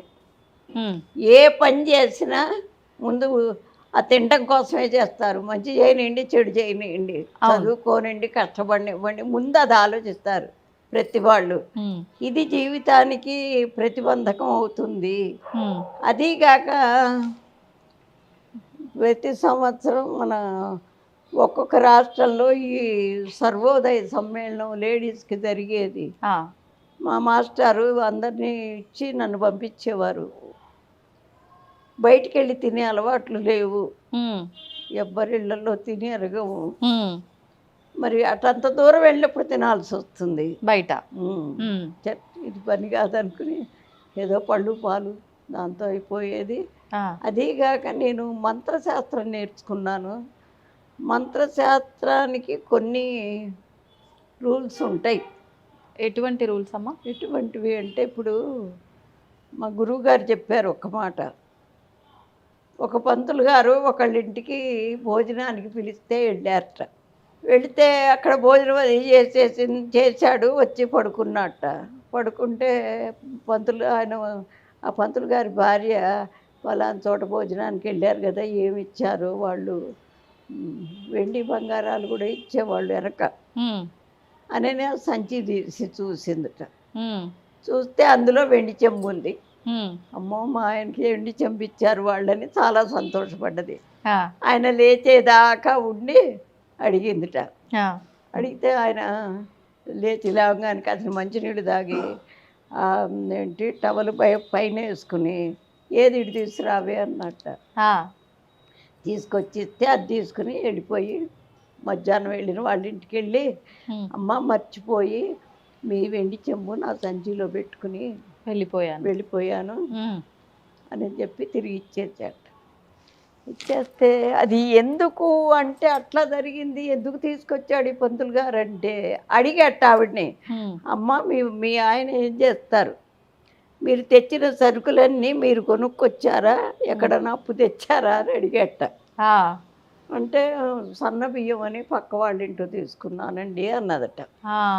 పక్కవాడు ఒక దొంగట. ఎవరైతే ఎవరింట్లోంచి వీళ్ళైతే తప్పుగా తెచ్చుకున్నారో ఆ ఇంటి అతను దొంగ. అయితే ఆ దొంగతనం చేసి తీసుకొచ్చిన డబ్బుతో ఆ బియ్యంతో వండి పెట్టటాన ఈయనకి ఆ దొంగ బుద్ధి వచ్చింది. ఆహారం తిన్నందువల్ల వచ్చి నిద్రపోయలేసరికి అరిగిపోయిందిగా. అప్పుడు బాగా స్ట్రైక్ అయింది, అయ్యో నేను పొరపాటు చేశానని. అందుకని మంత్రోపదేశమైన వాళ్ళు ఎవ్వరూ కూడా బయట ఎక్కడా తినకండి అని చెప్పి ఆయన బాగా డీప్గా చెప్పారు. అప్పటి నుంచి ఇక మానేశాను. అట్లా. ఏ సంవత్సరంలో అమ్మ? మీకు ఎన్ని సంవత్సరాలు ఉన్నాయి అప్పుడు? 38. మీరు 38 సంవత్సరాలు అప్పుడు. ఇప్పుడు ఎంత అమ్మ మీ వయసు? 88. దాదాపు ఒక 50 సంవత్సరాల పైనే అయింది అనుకుంటా అయితే. ఆ, అంటే అసలు ఏం తింటారమ్మా కంప్లీట్ బయటి వాళ్ళు ఫుడ్ అంటే ఇంట్లో ఫుడ్? ఫుడ్ తిన్ను కదా అసలు. అసలు ఆ ఫుడ్ లేకపోతే ఇది రాదు కదా, ఈ ఆలోచనే రాదు. తినాలి, బయటికి కొనుక్కొచ్చుకోవాలి, వాడు పిలిస్తే వెళ్ళాలి, ఫుడ్ రాదు కదా. కానీ ప్రాణం నిలబడడం కోసం ప్రాణం నిలబడుతోందిగా. ఎలా సాధ్యపడుతుందమ్మా అట్లా? పొద్దున్నే కాఫీ తాగుతానమ్మా. ఆ, ఆ, మరి 11, 12కి ఇక్కడ అమ్మవారి పూజ అయిపోయిన తర్వాత ఆ తలుపు వేసేటప్పుడు అమ్మవారి దగ్గర ఏమన్నా పళ్ళు ఉంటే తిని ఆ తీర్థం తాగి వెళ్ళిపోతాను. ఉమ్, వెళ్ళిపోయిన తర్వాత అక్కడ అన్నదానం జరుగుతుంది, అదంతా అయిపోయి శుభ్రంగా పడుకుంటా. నిద్రపోయి లేచిన తర్వాత పళ్ళ రసం ఒక గ్లాస్ తాగుతాను. అది లేకపోతే ఏ పాలు కాఫీయో ఏదో. ఉమ్. మళ్ళీ రాత్రి పడుకోబోయేప్పుడు గ్లాస్ పాలు తాగుతాను. ఆ, చాలు. కాఫీయో టీయో పాలు లేదంటే ఒకసారి జ్యూసు, అది కూడా ఉంటే లేదంటే లేదు, ఒక అది పండు. నేను తాగాలి అని తెప్పించుకోవటం కాదు, ఆ. అమ్మవారికి పెట్టింది అయితేనే తాగుతాను. ఆ. కానీ అమ్మ 3 పూటలు తినాల్సిందే, మధ్యలో ఒక్క పూట తినాల్సిన టైం కాస్త ఆలస్యం అయితేనే కళ్ళు తిరిగి అంత గందరగోళం అయిపోతుంది. అసలు అట్లా ఎట్లా ఉండగలుగుతున్నారమ్మా? మొదట్లో కూడా ఏమి ఇబ్బంది అనిపించలేదా మీకు? అంటే ఎప్పుడు పూజలు చేసేదాన్ని కదా. ఉమ్, అది ఉపవాసాలు ఇస్తారు బ్రాహ్మలు. ఉమ్, బ్రాహ్మలు ఎప్పుడు కూడా ఉపవాసం ముందు ఉంటారు. ఆ, అట్లా అలవాటైపోయింది. ఆహాహాహా. అంటే ప్రత్యేకించి ఏదో కోరిక మేరకు సంకల్పం కోసము పెట్టుకోలే మీరు, స్వామివారు అలా చెప్పటం వల్ల మీరు మంత్రసిద్ధి తీసుకున్నప్పుడు ఇంకా అప్పటి నుంచి కంటిన్యూ చేస్తున్నారు. అంతే. అంటే అసలు రైస్ అంతకు ముందైనా తినేవారా మీరు? తినేదాన్ని. ఆ, అప్పుడైనా ఒక్క పూట ఒక్క పూటే. అంతే. ఆహాహా. ఊరికే మా రోజుల్లో మాకు కాఫీలు ఏం లేవు, ఆ, టీలు ఏం లేవు, ఆ, పిల్లలకి లేవు. ఆయన కూడా ఆయన ఈ 90 ఏళ్ళు వచ్చిన కాఫీలు టీలు లేవు. ఆహా. నా చిన్న కొడుకు కాఫీ కానీ టీ కానీ ఇప్పుడు జాబ్ చేస్తున్నాడు కదా. ఉమ్, అక్కడ ఫంక్షన్స్ అయినా అసలు ఏమి ఉమ్, అలవాటు మాకు, అసలు మా ఇంట్లో కాఫీ అది అలవాటు లేదు. ఆ, హైదరాబాద్ వచ్చిన తర్వాత కాఫీ తాగటం అలవాటైంది. Okay okay. అది. అమ్మ ఇప్పుడు ఈ మధ్య కాలంలో మీరు ముందరే అన్నట్టు మనం మామూలుగా మాట్లాడుకున్నప్పుడు మీరు ఒక మాట అన్నారు, ఇప్పుడు అంతా కూడా డబ్బు ఆరోగ్యం వీటిపైనే వెళ్తోంది సమాజం అంతా కూడా, మంచి ఇదంతా విచక్షణ లేదు అన్నట్లుగా మాట్లాడారు. ఇప్పుడు ఆహారం తినడం సమయం కాస్త లేట్ అయినా, తీసుకునే ఆహారం కొంచెం అటు ఇటు అయినా వెంటనే లోపల ఏదో ఒక ఇబ్బంది, గ్యాస్ట్రిక్ ప్రాబ్లమో కడుపు నొప్పో, తినకపోయినా నొప్పి వస్తుంది. మరి మీకు అవన్నీ ఏ ఇబ్బంది లేవా? ఏమీ లేదమ్మా. ముందు నుంచి ఎప్పుడు కూడా ఏ ఇబ్బంది లేదు? ఏమి లేవు అసలు నాకు. ఆఖరికి ప్రెగ్నెన్సీ అప్పుడు కానీ, ఉమ్, మరి డెలివరీ అయిన తర్వాత కానీ అట్లాంటివి ఏమీ లేవు. ఆ, ఓకే ఓకే. ఇప్పుడు 4, 5 ఛానల్స్కి ఇంటర్వ్యూ. ఆ, ఇదే ఇంటర్వ్యూ జనాలు చూసేమనుకుంటున్నారు మరి. అదే కదా. అంటే ఇప్పుడు దాదాపు మీరు ఎన్ని సంవత్సరాలు అయింది? 50 సంవత్సరాలు చిల్లర, అంటే 52, 53 సంవత్సరాలు అయిందా? 55 ఏళ్ళు అయింది. 55 సంవత్సరాల నుంచి అసలు ఓన్లీ లిక్విడ్స్ తోనే ఉంటున్నారు మీరు అంతే. ఇంత యాక్టివ్గా. ఉమ్. నిజంగా ఇది పెద్ద మిరాకిల్ అమ్మా. ఇప్పటి వరకు మీరు చెప్పిన మిరాకిల్స్ అన్ని ఒక ఎత్తు అయితే ఇది ఇంకా పెద్ద మిరాకిల్.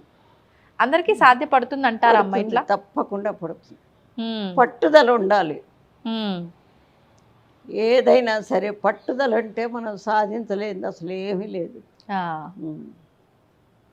ఏ విషయం? ఖచ్చితంగా మనం సాధిస్తాము అనే పట్టుదల, సాధించాలి అనే పట్టుదల ఉంటే ఖచ్చితంగా వెంటనే కాకపోయినా తర్వాత అయినా, ఆ, ఇంకా కొన్నాళ్ళు పోయిన తర్వాత అయినా మనం అనుకున్నది తప్పకుండా సాధిస్తాం, ఏ విషయంలో అయినా. ఏ విషయంలో అయినా. సూపర్ అమ్మ. అసలు మీకు ఆకలి వెయ్యదు, ఏదో అమ్మవారి నైవేద్యము ఆ ప్రసాదంగా ఆ పండు ఆ లిక్విడో ఏదో ఒకటి తీసుకుంటున్నారు అంతే. అంతే. అది కూడా ఆకలి వేసి కాదు, కాదు, అమ్మవారి అసలు ఆకలి పోయింది, ఎప్పుడో పోయింది. ఓకే. ఇంట్లో వాళ్ళు కూడా ఎప్పుడు అడ్డు చెప్పలేదమ్మా, అంటే ఎందుకు ఇట్లా తినకుండా ఉండడము అది ఇది అని చెప్పి? అసలు నా దగ్గర మాట్లాడేంత ఇది లేదు పిల్లలకి. ఆ, ఇప్పుడు మా అబ్బాయికి దాదాపు 55 ఏళ్ళు, 60. ఆ, చిన్న అబ్బాయికి ఆ.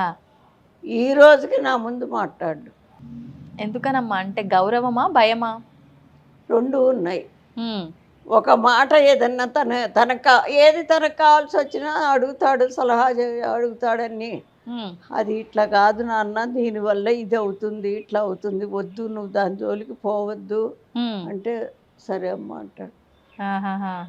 ఎదురు చెప్పేదే అమ్మవారు నాకు ఇచ్చిన అదృష్టం ఏమిటంటే నగలు, నాణ్యాలు, ఇల్లు, వాకిళ్ళు, డబ్బు కాదు. మా పిల్లలు, ఆయన ఏ మొగుడు ఊరుకుంటాడండి ఇంట్లో వదిలేసి గుళ్ళో పూజ చేస్తుంటే? ఊరుకోరు కదా. అవును. కానీ ఆ అదృష్టం ఏమిటి అంటే నాకు కోడళ్ళు కూడా అట్టా వచ్చారు. నేను ఇక్కడ ఉండిపోయినా వాళ్ళ మామగారిని ఇక్కడ పెట్టుకుని చూసుకుని అసలు ఇంత లోపల రాకుండా చేస్తారు. అదొక అదృష్టం. తర్వాత పిల్లలు మరి ఇంత ఇదిగా ఉంటూ ఏంటి పెద్ద పెద్ద పూజలు చేస్తూ అట్లా ఉంటే కూడా అసలు ఏనాడు ఇదేంటి అదేంటి ఇప్పుడు పెన్షన్ వస్తుందా అమ్మ, పెన్షన్ ఏం చేసామని ఏనాడు అసలు అడిగి ఎరగరండి. ఇంత మటుకు ఆయన కూడా అంతే, అడగరు ఎంత వస్తుందని. కానీ ఏం చేస్తున్నావు నువ్వు ఒక్కదానివి కదా, అయినా ఇదంతా పెట్టడం ఎందుకు, మాకు ఇవ్వకూడదా అసలు ఏనాడు. అంటే ఇప్పుడు ఇదంతా మీ సొంత డబ్బులతో చేస్తున్నారమ్మా? అవునండి, కంప్లీట్ గా ఈ రోజు వరకు కట్టిన దగ్గర నుంచి కూడా. కాకపోతే ఎవరన్నా ఇప్పుడు మరి హైకోర్టు జడ్జి గారు ఉన్నారు, ఒక రెడ్డి గారు, వాళ్ళ అమ్మాయికి 32 ఏళ్ళు వచ్చినాయి, పెళ్లి కాల. కొన్ని దోషాలు ఉన్నాయి. నాకు ఏంటి జాతకాలు కూడా వచ్చు, చెప్తూ ఉంటారమ్మా? చెప్తాను. అది చూసి ఆ పరిహారాలన్నీ చేస్తే అమ్మాయికి పెళ్ళి అయింది. అయిన తర్వాత నేను మనసులో అనుకున్నానమ్మా, మీకు ఇద్దామని అంటే నాకొద్దు, 5 పైసలు కూడా నాకొద్దు, మీరు దీనికి ఏమన్నా చేస్తే చేయించండి అంటే ఆయన చేయించారు. పైకప్పు అంతా కూడా. అట్లాగే ఇంకొకళ్ళు ఉన్నారు ఇక్కడ 5th ఫేజ్లో, వాళ్ళు కూడా అట్లాగే అని వాళ్ళకి ఏదో కొన్ని ఇబ్బందులు వస్తే దానివల్ల ఇది అదే అన్నీ చేయించాను.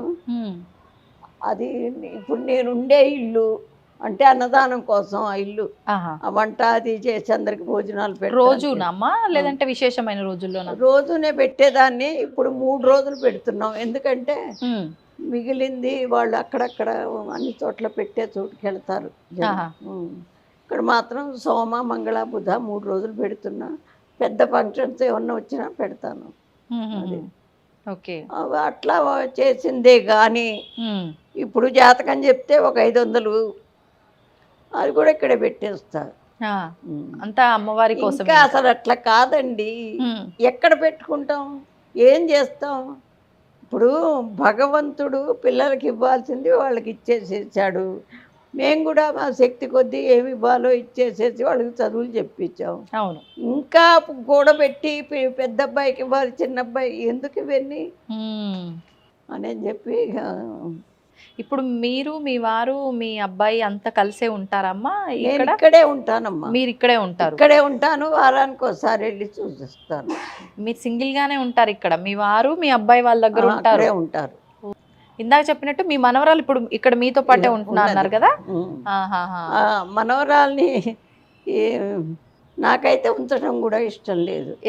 ఎందుకు అంటే మన మనవరాలు ఉంచాలి అని ఒక రూల్ ఉన్నా గుడి వాతావరణంలో ఉండేట్టు ఉండాలి. బయట మనిషి ఇక్కడ ఉన్నారంటే గుడి వాతావరణంలో ఉండేట్టు ఉండాలి.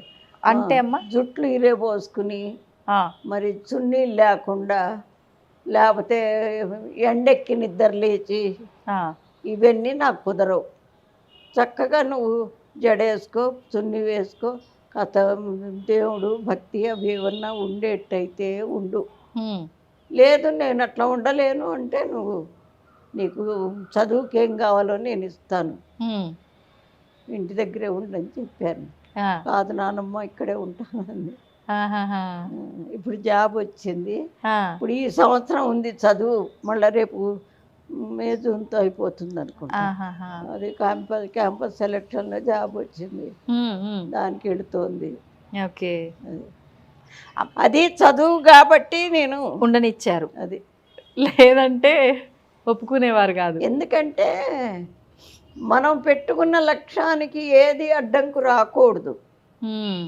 అది ఏంటమ్మా మీ లక్ష్యం ఏంటి? లక్ష్యం ఏమిటి అంటే సమాజానికి కావలసిన వాటిలో అన్నీ చేయలేకపోయినా కొన్నన్నా మన దైవభక్తితో మంచి మాటలతో ఉమ్. చాలామంది మార్పు వచ్చారండి. ఉమ్. భార్యాభర్తలు కూడా చాలామంది మార్పు వచ్చారు. ఉమ్. అసలు పిల్లలకి అసలు సమాజం ఏమిటి అనేది అసలు తెలియట్లా. ఆ. ఏం సమాజం మాకు పెడుతుందా అంటారు. మనకి సమాజానికి కొన్ని రూల్స్ ఉన్నాయి కదా, అది పాటిస్తేనే మనం సమాజంలో ఉండగలం. ఉమ్. లేకపోతే కష్టమే. ఆ. అంత బాధ ఎందుకు? ఇప్పుడు చదువుకుంటారండి, మరి పరీక్షల్లో పక్కవాడితో మాట్లాడకూడదు, రాసుకోవాలి అని అనుకుంటే మరి నా కాదు నేను వాడి దాంట్లో చూసి రాస్తానంటే ఎట్టా? అవును. అప్పుడేమవుతుంది, బయటికి పంపిస్తారు. అంతే కదా. అట్లాగే మనం ఉండేదే సమాజంలో, దానికి కొన్ని పద్ధతులు ఉన్నాయి. ఉంటేనే సమాజం సుభిక్షంగా ఉంటేనే కాపురాలు కూడా సుభిక్షంగా ఉంటాయి. అది లేదు ఇప్పుడు పిల్లల్లో. లేదు. ఎక్కడ లోపం అంటారమ్మా? ఇప్పుడు లేదు అని మీరు కరాఖండిగా చెప్పేస్తున్నారు. మరి లోపం ఎక్కడ జరిగిందంటారు? లోపం అంటే డబ్బుకి దాసోహం అయిపోతున్నారండి. ఆ డబ్బు కోసం మన దేశం వదిలిపెట్టి ఇంకో దేశానికి వెళ్ళటం, వాళ్ళ వ్యవహారాలన్నీ నేర్చుకోవటం, అది వచ్చి ఇక్కడ దాన్ని అనుకరించటం. అవును. అక్కడ వాళ్ళ దేశం పద్ధతి వాళ్ళది, కానీ మన దేశం పద్ధతి అది కాదు. ఇప్పుడు బ్రిటిష్ వాళ్ళు ఉండగా ఎంత కష్టపడ్డారు మగవాళ్ళు ఆడవాళ్ళు అందరూ. నేను దాంట్లో చిన్నప్పుడు తిరిగాను. ఎట్లా, మా నాన్న ఫ్రీడమ్ ఫైటరు, మా వారు ఫ్రీడమ్ ఫైటరు, మా మేన వాళ్ళ ఇద్దరు ఫ్రీడమ్ ఫైటర్స్. ఉన్న ఆస్తి అంతా అమ్ముకుని అన్ని దేశానికి పెట్టిన వాళ్ళే. అవును. అవును. క్విట్ ఇండియా ఉద్యమం అప్పుడు ఇంట్లో ఉన్న ఆ విదేశీ వస్తు బహిష్కరణ మొత్తం బయట పారేయించి నా చేతే అగ్గులు గీయించారు మా నాన్న. అంత చిన్న వయసులో నాకు మనసులో పడ్డది అది. నలుగురు మన దేశంలో వచ్చి వాళ్ళుంటూ వాళ్ళకి భయపడాల్సిన ఇది మనకు వచ్చింది. ఎంత ఈ స్వతంత్రం కోసం ఎంతమంది ప్రాణాలు పోయినాయండి. అవును. మరి నలుగురు కూర్చుని ఏం చెయ్యాలి ఇది అని ఒక సమావేశం పెట్టుకోవడానికి భయపడేవాళ్ళు. నలుగురు కనపడితే వాళ్ళు వేసేవాళ్ళే. అందుకని ఏం చేసేవాళ్ళు, చిన్న చిట్టి రాసి పంపించి నన్ను ఆ చిట్టి ప్రతి ఇంటికి వెళ్ళి ఇచ్చి రమ్మనేవాళ్ళు. చిట్టిలో ఇంట్లో ముందేమో ఏదో పూజ పునస్కారం ఆడవాళ్ళు, దొడ్లో ఈ మగవాళ్ళంతా సమావేశం, వ్యవహారాలు మాట్లాడుకోవడం. మరి ఒక ప్రణాళిక కావాలి కదా, ఏం చెయ్యాలి మనం అని చెప్పి నలుగురు నుంచి మాట్లాడుకోవటానికి వీల్లేదు. అవును. ఇట్టంటప్పుడు అట్లా చేసేవాళ్ళు. అట్లా కూడా నేను ఎంతో తిరిగాను. నాకు తెలిసిన తర్వాత కూడా పార్టీలో కూడా తిరిగాను. ఒక 5 ఏళ్ళు వార్డు కౌన్సిలర్గా చేశాను. మీరు చేశారు? ఏ ఇయర్లో చేశారమ్మా మీరు? 75లో. అప్పుడు మీ వయసు ఎంత? ఎంత ఉంటుందంటే 35 కదండి, 40 సంవత్సరాల వరకు ఉన్నారు. ఉంటుంది. ఓకే. అట్లా అన్నీ చూశాను కాబట్టే ఇంకా చూడాల్సినవి ఏమున్నాయి, అన్నీ చూసేసాం. ఈ ఆఖరి సమయం అన్నా ఆ దైవారాధనలో మనసు ప్రశాంతంగా వెళ్ళిపోతే చాలు. వెళ్ళే లోపల ఎవరికైనా మంచి చేద్దాం. ఇప్పుడమ్మా నా చేతుల మీదుగా కనీసం ఒక 5, 6, 7, 8 మంది దాకా ఇంజనీరింగ్ చెప్పించాను. మీరు? నా డబ్బుతో, సొంత డబ్బుతో. ఇక్కడ అంటే నా నాన్న కాదు, అంతా ఆవిడ ఇచ్చింది. ఆ బుద్ధిని ఇచ్చింది ముందు. అవును. అదే అసలు ఇంపార్టెంట్. అది ఎదురుకుండా అంత గుడిసెల వాళ్ళు ఉండేవాళ్ళు, కూలినాలి చేసుకునేవాళ్ళు. 5 సంవత్సరాల పిల్లలు మొత్తాన్ని సాయంత్రం పూట ట్యూషన్ చెప్పాను, కానీ తీసుకోకుండా. అట్లా ఇప్పటికైనా అన్నీ ఉచితమే.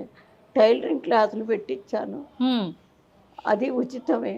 అంటే నామినల్ ఫీజు 10 రూపాయలు. సంగీతం ఉచితంగా, ఇప్పుడు భోజనాలు ఉచితంగానే. ఉన్నది బట్టి నేను ఖర్చు పెట్టేస్తాను. ఆహాహా. అంటే సంగీతం అవన్నీ మీరు చెప్పేవారమ్మా, ఎవరన్నా తీసుకొచ్చి నేనే చెప్పించి చెప్పాను. మీరే చెప్పేవారు? చెప్పాను. ఇప్పుడు మాకు సంగీత పీఠం పెట్టేసి నెలకొక ప్రోగ్రాం, సంగీత కళాకారులు ఆహా. మంచి ప్రోగ్రాంలు జరుగుతాయి. ఓహోహో. ఇప్పుడమ్మా మీరు అన్నట్లుగా ఈ పిల్లల విధానాలు కానివ్వండి, పెద్దవాళ్ళ విధానాలు కానివ్వండి, అన్నీ కూడా ఏది బాగోలేదు. అది పక్కన పెడితే కుటుంబ వ్యవస్థ కూడా ఒకప్పుడు ఉన్నట్లుగా ఏదీ లేదు. ఎందుకంటారు? అంటే అలా ఉండటం వల్ల ఎంతో మంచి జరిగింది, ఎంతో మేలు జరిగింది పిల్లలకు కానీ, పెద్దవాళ్ళకి కానీ, అందరూ కలిసిమెలిసి ఉంటే. ఇప్పుడు అలా లేదు, అంత ఎవరికి వాళ్ళు విడివిడిగా. ఒక్కింట్లో ఉండి కొన్నాళ్ళు సపరేట్గా వండుకునే విధానం చూసాము. అలా అన్నా సర్లే ఒక దగ్గర ఉన్నారు అనుకునే వాళ్ళం. ఇప్పుడు మొత్తం కంప్లీట్గా డివైడ్ అయిపోయి చిన్న కుటుంబాలు వచ్చేసాయి. దాని గురించి ఏం చెప్తారు? దాని గురించి అంటే అసలు వెనక ఒక్కొక్కళ్ళకి 6 డజన్ మందికి తక్కువ పుట్టినేవాళ్ళు కాదు. ఇప్పుడు మేమిద్దరం మాకిద్దరే, లేకపోతే మాకొక్కళ్ళే. జనాభా తగ్గిపోయింది. జనాభా తగ్గితే ఇంకా ప్రేమలు ఎక్కడి నుంచి వస్తాయండి?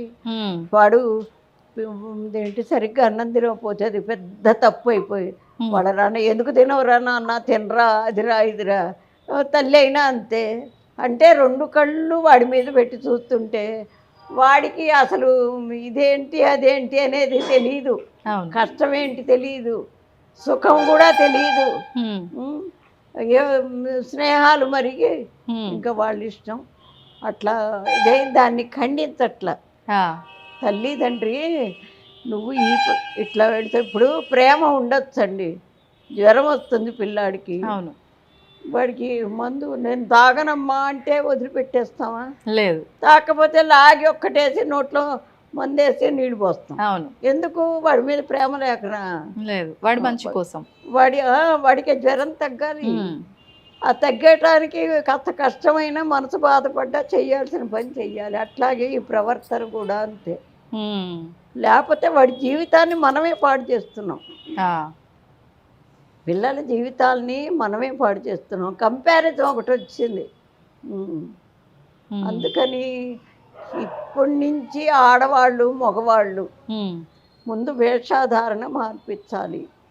ఏంటండి మరి అడుక్కునేవాడు ఇక్కడ చిరుగులు ఇక్కడ చిరుగులు ఇవన్నీ ఉన్నట్టు నీకు లేనట్టు నువ్వు ఆ డ్రెస్ కూడా ఆ చినుగులు ఏంటండి?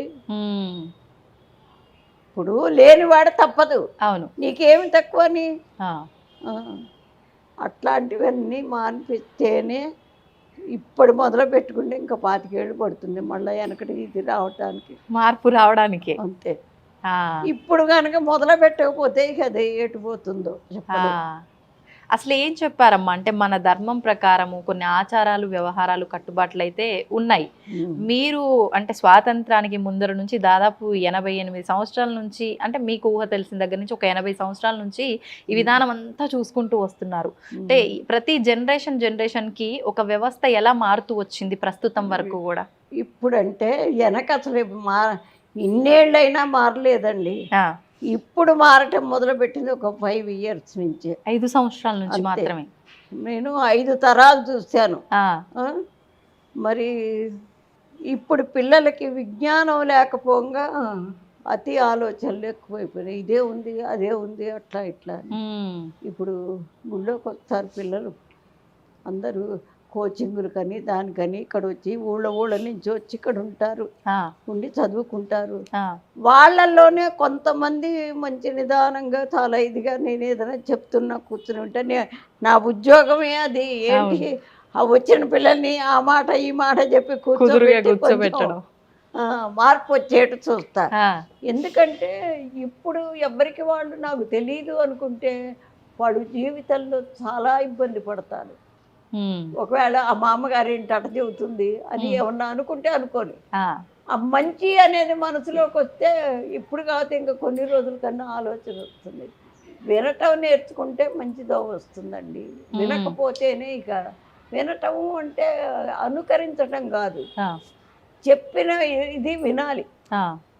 వింటే ఆలోచన ఎప్పుడో వస్తుంది. అంతే అంతే. ఫస్ట్ వినడానికి ప్రయత్నిస్తే దానికి సంబంధించిన ఆచరణ మార్పు ఎప్పుడైనా రావచ్చు. అది నిజమమ్మ మీరు చెప్పింది. అసలు వినటానికి కూడా ఇష్టపడట్లే. ఇంట్లో అదే. ఎవరైనా పెద్దవాళ్ళు ఉన్నా వాళ్ళు ఏదైనా చెప్తుంటే చాదస్తం కింద కొట్టి పారేస్తుంటామే తప్ప వినడానికి శ్రద్ధ పెట్టం. ఏమండి, పెళ్ళిళ్ళు చేస్తున్నారు ఆ, కొన్ని లక్షలు ఖర్చు పెట్టి, అవును. ఏదో పెద్ద కమ్యూనిటీ హాలు ఏదో తీసుకుని ఎంత ఖర్చు పెడతారు. మరి ఇంతమందిని పిలిచి మళ్ళీ మీరు పెళ్ళి అయిన 2 నెలలకే 3 నెలలకే విడాకులు అంటున్నారు ఎందుకు? హ్మ్. వాళ్ళందరూ సాక్ష్యమా ఆ, మీకు? ఇప్పుడు అంతమందిని పిలిచేది ఏంటి అసలు? ఇది ఆ, పెద్దవాళ్ళ దీవెన, మంచి దోవలోకి వస్తాము అనేదే పూర్వం అనుకునేవాళ్ళు. ఏదన్నా వచ్చినా హ్మ్, మరి వాళ్ళందరూ సాక్ష్యం ఉంటారు. హ్మ్, లేదు అంటే ఇద్దరికి సర్ది చెప్తారు. హ్మ్, ఉం? అట్లా హ్మ్, అనుకుని చేస్తారు. మరి ఆ బ్రాహ్మలు చదివినటువంటి మంత్రాలకి ఇదేనా ఫలితం? ఆ, ఎంత పవిత్రంగా వాళ్ళు ఇన్ని వేల మందిలో కూర్చుని చదువుతూ చేసుకుంటారు. అవును. ఈ వచ్చిన వాళ్ళంతా పిచ్చాళ్ళేనా? హ్మ్, అక్షంతలేసి దీవించిన వాళ్ళంతా పిచ్చాళ్ళేనా? హ్మ్, నువ్వు పెళ్లి చేసుకునే రోజు ఇంతమందిని పిలిచినప్పుడు, అవును. నీ జీవితానికి ఏదన్నా వచ్చినప్పుడు పెద్దవాళ్ళ నుంచో పెట్టి అడుగు, హ్మ్. పరిష్కారం అప్పుడే దొరుకుతుంది. మీరు అంటున్న ఇప్పుడు ఈ జనరేషన్లో పెద్దవాళ్ళకు కూడా అంత సంస్కారం ఉందంటారా అమ్మ? ఏం చెప్తారు? ఆహా, లేదు. అది ఆ, కూడా సంస్కారం అనే కాదు, కాలం గడవటం కావాలి అవును. అంతే.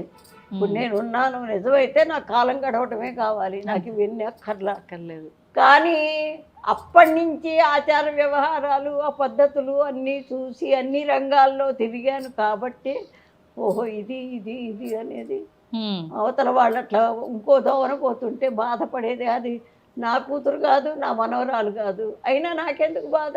హ్మ్, వాడు జీవితంలో ఆ పిల్ల ఎంతో ఇబ్బంది పడుతుంది అని బాధ. అట్లా పెద్దవాళ్ళు చెప్పేవాళ్ళు ఉండాలి. ఆ, పెద్దవాళ్ళ మాట వీళ్ళు వినకపోతుండ్రి. అవును. విన్న వాళ్ళనేమో ఎప్పుడు అదేం చెబుతావు అవును. అంటుండ్రి. హ్మ్, దానివల్ల వాళ్ళకొక్కళ్ళకే నష్టం కాదు, హ్మ్, ఎంతో మంది విజ్ఞానం పొంది ఎంతో మంచి వాళ్ళు కూడా చెడిపోతున్నారు. హ్మ్, ఇప్పుడు నిన్న ఫోన్ చేసింది ఒక ఆవిడ, ఆ, అక్కడ వైజాగ్ నుంచి. వైజాగ్ నుంచి. అమ్మా, పిల్లవాడు 10th అయిపోయిందిట, 9th అయిపోయి 10thలోకి వస్తారు. పిల్లలందరూ ఆడుకోవటానికి వెళ్ళారట, పరీక్షలు అయిపోయినాయి అని. ఆ, వెళ్ళిన వాడు తిరిగి రాలా. ఆ, అబ్బా ఎవరితో వెళ్ళారో వాళ్ళని అడుగుతుంటే ఆ, వాళ్ళేమో మాకు తెలీదు, వెనకాల వాడు వెనకాల ఎట్టి వెళ్ళిపోయినాడో అంటున్నారట. ఆ, ఆ తల్లి ఏడుపు నిజంగా ఎంత బాధ వేసిందో నాకు. నిజంగానే. మరి పిల్లలకి అది మొదటి నుంచి నేర్పాలండి. అసలు జాలి అనే గుణంని నేర్పితే హ్మ్, ఏదన్నా తింటూ ఉంటాడు అనుకో, తల్లి కూడా ఒరే వాడు వచ్చాట కొంచెం పెట్టు నాన్న, నీలాంటి వాడే కదా ఇంత పెట్టుపోని అట్లా అలవాటు చేస్తే ఓహో వాడు వస్తున్నాడు, వాడికి మనం తినేది ఏదన్నా పెట్టాలి హ్మ్, అని చెప్పే భావన వాడికి కలుగుతుంది. హ్మ్. వీళ్ళేమో వాడు వస్తున్నాడు రా నువ్వు ఇంటో పో. ఆ, వాడికి ఎక్కడ పెట్టాల్సి వస్తుందో అని ముందే తరుముతున్నారు. హ్మ్, అట్లాంటివి చాలా ఉన్నాయి అమ్మా, హ్మ్. చాలా ఉన్నాయి. కానీ ఇది మగవాళ్ళు పూనుకోవాలి ముందు, మగవారు. మగవాళ్ళు పూనుకోవాలి. హ్మ్. పూనుకుంటే ఒకప్పటికన్నా ఆడవాళ్ళకి కాస్త తెలివి వస్తుంది. ఇప్పుడమ్మ మీరు అన్నట్లు ఒక్క విషయంలో కాదు, నిజంగా ప్రతి విషయంలో ప్రతి వ్యవస్థలో చాలా చాలా చాలా మార్పు వచ్చింది. మార్పు మంచిగా ఉంటే పర్వాలేదు, కానీ ఆ మార్పు కాస్త మీరు అన్నట్టు ఎన్నో ఇబ్బందుల్లోకి పడేసే విధంగా వెళ్ళిపోయింది. అవును. ఇప్పుడు ఆహార విషయంలో తీసుకోండి, పొద్దున నిత్యం మనం లేచిన దగ్గర నుంచి మళ్ళీ పడుకునే వరకు కూడా ఎన్నెన్నో మార్పులు. అప్పట్లో ఎలా ఉండేదమ్మా? మీరు లేచిన దగ్గర నుంచి మీ రోజు అనేది ఎలా గడుస్తూ ఉండేది? అసలు మమ్మల్ని మా పెద్దవాళ్ళు ఎప్పుడు లేపారండి? ఆ, ఆ టైం అవ్వంగానే లేవటం ఆ, ఏంటి, గబగబా మా పని మేము చేసేసుకోవటం. హ్మ్, వారానికి ఒక్కసారి పెద్దవాళ్ళు దగ్గరుండి బాగా తలంటి అంటి నూనె అంటి నలుగు పెట్టి పోసి చేసేవాళ్ళు. హ్మ్, హ్మ్, వీడప్పుడు ఇక మా పని మేమే చేసుకోవటం. ఆ, ఏదన్నా ఇక్కడ ఆలస్యమయ్యి లేటుగా పెడితే అక్కడ మంత్రులు గారు పట్టేవాడు. ఆ, ఆ, అందుకని ఇప్పుడండి బయట పంతులు ఎవరన్నా ఒక్క మాట, టీచరు అన్నాడు పిల్లని ఒక దెబ్బ కొట్టాడు అంటే ఇక ముందు తల్లిదండ్రి పరిగెత్తారు, చుట్టూ వాళ్ళంతా మీడియా వాళ్ళంతా వస్తారు. అవును. అది అక్కడ జరిగిన సిచ్యువేషన్ ఏమిటో తెలుసుకోరు. అట్లా మొదటి నుంచి హడావిడి ఎక్కువ ఇప్పుడు. అది అదొకటి చదువుకున్న దానికి వాళ్ళను అనుకరించే దానికి చాలా తేడా ఉంది. మరి చదువుతున్నారు, ఎంత విజ్ఞానం, ఎంత ఇది అన్నీ కనుక్కుంటున్నారు, అదే జ్ఞానం ఏది? అది లేదు. ఎంతవరకు వాస్తవం అమ్మ చదువుకున్న వారికి జ్ఞానం వస్తుంది అనడం? నిజంగా ఇప్పుడు చదువుతున్న ఈ చదువులు జ్ఞానాన్ని తెచ్చి పెడతాయా? ఏం జ్ఞానం వస్తుందో చెప్పనా? మనకి ఈ ఆస్తి రావాలంటే వాడిని ఏం చేస్తే ఇది మనకు వస్తుంది, లేకపోతే మనం సంపాదించి అక్కడ నిలవబెట్టుకోవాలి కాబట్టి ఎట్టయినా సంపాదించుకోవాలి. ఇట్లాంటివే తప్ప నిజాయితీగా ఉండటం చాలా తక్కువ, ఎక్కడో ఒకళ్ళు. ఆఖరికి అంటే మానవత్వంతో సాటి మనిషి కూడా నాలాగే అనే ఆ ఆలోచన విచక్షణ లేకుండా దుర్మార్గాలకు పాల్పడేది పక్కన పెట్టి భగవంతుడి ముసుగులో కూడా అన్యాయాలు చేస్తున్న వాళ్ళు కూడా ఉన్నారు కదా. అంటే ఆయన ఎదురకుండా కనపట్టలేదు కదా, అదే అనుకుంటున్నారు. ఇప్పుడు వీళ్ళు విజ్ఞానం ఏంటి, ఆ భగవంతుడే కాదండి. ఇప్పుడు మనకి రాకెట్లు కనుక్కుంటున్నారు, వాడు ఎంత కష్టపడతాడు. ఒక రూమ్లో కూర్చుని అదంతా రీసెర్చ్ చేసుకుని అన్నం నీళ్ళు పెట్టేవాడు ఉన్నా కూడా తిండే ఏంటి టైం లేక ఎంత కష్టపడితే ఆ రాకెట్ బయటకు వస్తుంది. అవును. మరి ఊరికే బయటికి రాగానే అబ్బో రాకెట్ అది ఇది మేము సైన్స్గా ఇంత ఎదిగాం అంత ఎదిగాం అంటారు, కానీ దానికి మూలం వాడు ఎంత కష్టపడ్డాడు. అన్నం నీళ్లు లేకుండా జీవితం అంతా దాన్ని కనిపెట్టడానికే. ఆ శ్రమ ఎక్కడుంది, ఎందువల్ల ఇట్లా అవుతోంది అనేది ముందు వీళ్ళు గ్రహించుకోవాలి. ఇప్పుడు ఇంత కట్టాను అనుకోండి, అవును, నా తర్వాత అబ్బా చాలా బాగుందే ఇది అదే ఇదే అనుకుంటే ఇది ఎవరు కట్టారు, ఈ రంగులు ఇక్కడ పువ్వు చూడు ఎంత చక్కగా వేశారు, వాడి చేతిలో ఎంత కళ ఉందో అని అట్లా లోతుకెళ్ళి ఆలోచిస్తే కాస్తన్న ఒక దోమ దొరుకుతుంది. లోతుకి ఎవ్వరు వెళ్ళటల్లా. స్వతంత్రం కోసమే చూడండి, స్వాతంత్రంలో నిజంగా ఎంతమంది ఎన్ని ప్రాణాలు పోగొట్టుకున్నారు. అవును. అట్లా మరి ఇవాళ అదే మన సైనికులు సరిహద్దుల్లో కనుక లేకపోతే ఏమిటి మన గతి? అవును, ఇంత ప్రశాంతంగా ఎవరింట్లో వారు ఉండేవారా? హాయిగా తింటున్నాం, హాయిగా పడుకుంటున్నాం, స్వేచ్ఛగా ఉంటున్నాం. అవును. మన అసలు మొత్తానికి ఏమిటంటే మన ఇండియన్ వివాహ వ్యవస్థని గురించే ప్రతి ఇతర దేశాల వాళ్ళకు కూడా చాలా సంతోషం అండి. మన వివాహ వ్యవస్థని దాన్ని పాడు చేసేసుకుంటున్నారు. అసలు పిచ్చిగా చెప్పాలంటే ఏ రూపాన్ని చూస్తే నువ్వు ప్రేమిస్తావా? అదే జరుగుతుంది కదమ్మా ఇప్పుడు.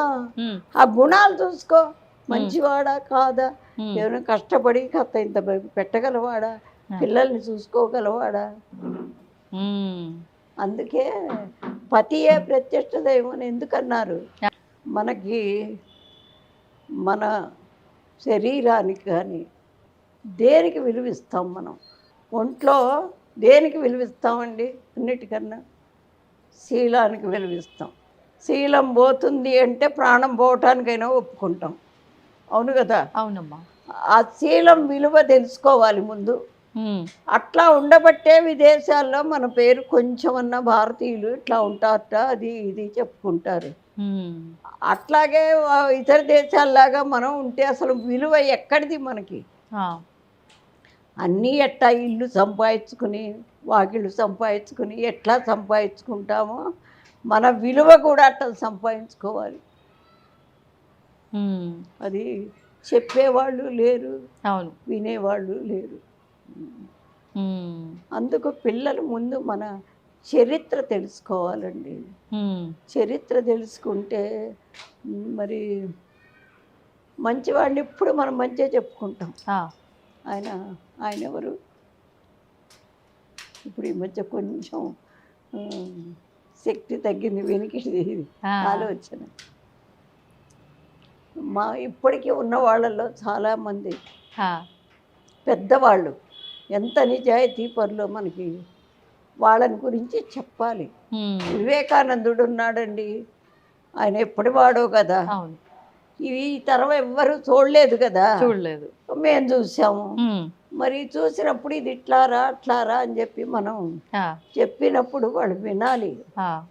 అట్లా కాకుండా వాడే ఉంది వీడే ఉంది వీడు వాడు అనే దాకా వచ్చారు పెద్దవాళ్ళని కూడా.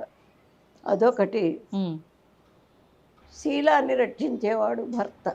ఒకవేళ భార్యాభర్త ఇద్దరు సఖ్యతగా లేకపోయినా ఇంకో మగవాడు వచ్చి భార్యను అన్నాడంటే వీడు ఊరుకుంటాడా? ఊరుకోడు. మరి దాన్ని భరించి ఆ శీలాన్ని రక్షించేవాడు కాబట్టి వాడే దైవము. అదే పతి ప్రత్యక్ష దైవం అంటాం. అది ప్రత్యక్ష. మనకి కావాల్సింది ముఖ్యమైనది శీలం. ఎన్ని గాంధీ గారు చెప్తారు, ఎన్ని పోయినా పోని శీలాన్ని మాత్రం పోగొట్టుకోకు. అట్లాంటివి చిన్న చిన్నవన్నీ చెబుతూ పిల్లలకు కూడా ఒక క్లాస్ తీసుకుంటే, చిన్నపిల్లలకే చెప్పాలి. ఇప్పుడు ఉద్యోగాలు చదువులు చెప్పే వాళ్ళకి కాదు, చిన్న పిల్లలకి 5 ఏళ్ల నుంచి మొదలు పెట్టుకుంటే ఒక్క 10 ఏళ్ళు పోతే వాడు ఒక 15 ఏళ్ల దాకా కాపాడుకుంటే తర్వాత వాడు మామూలుగా అయిపోతాడు.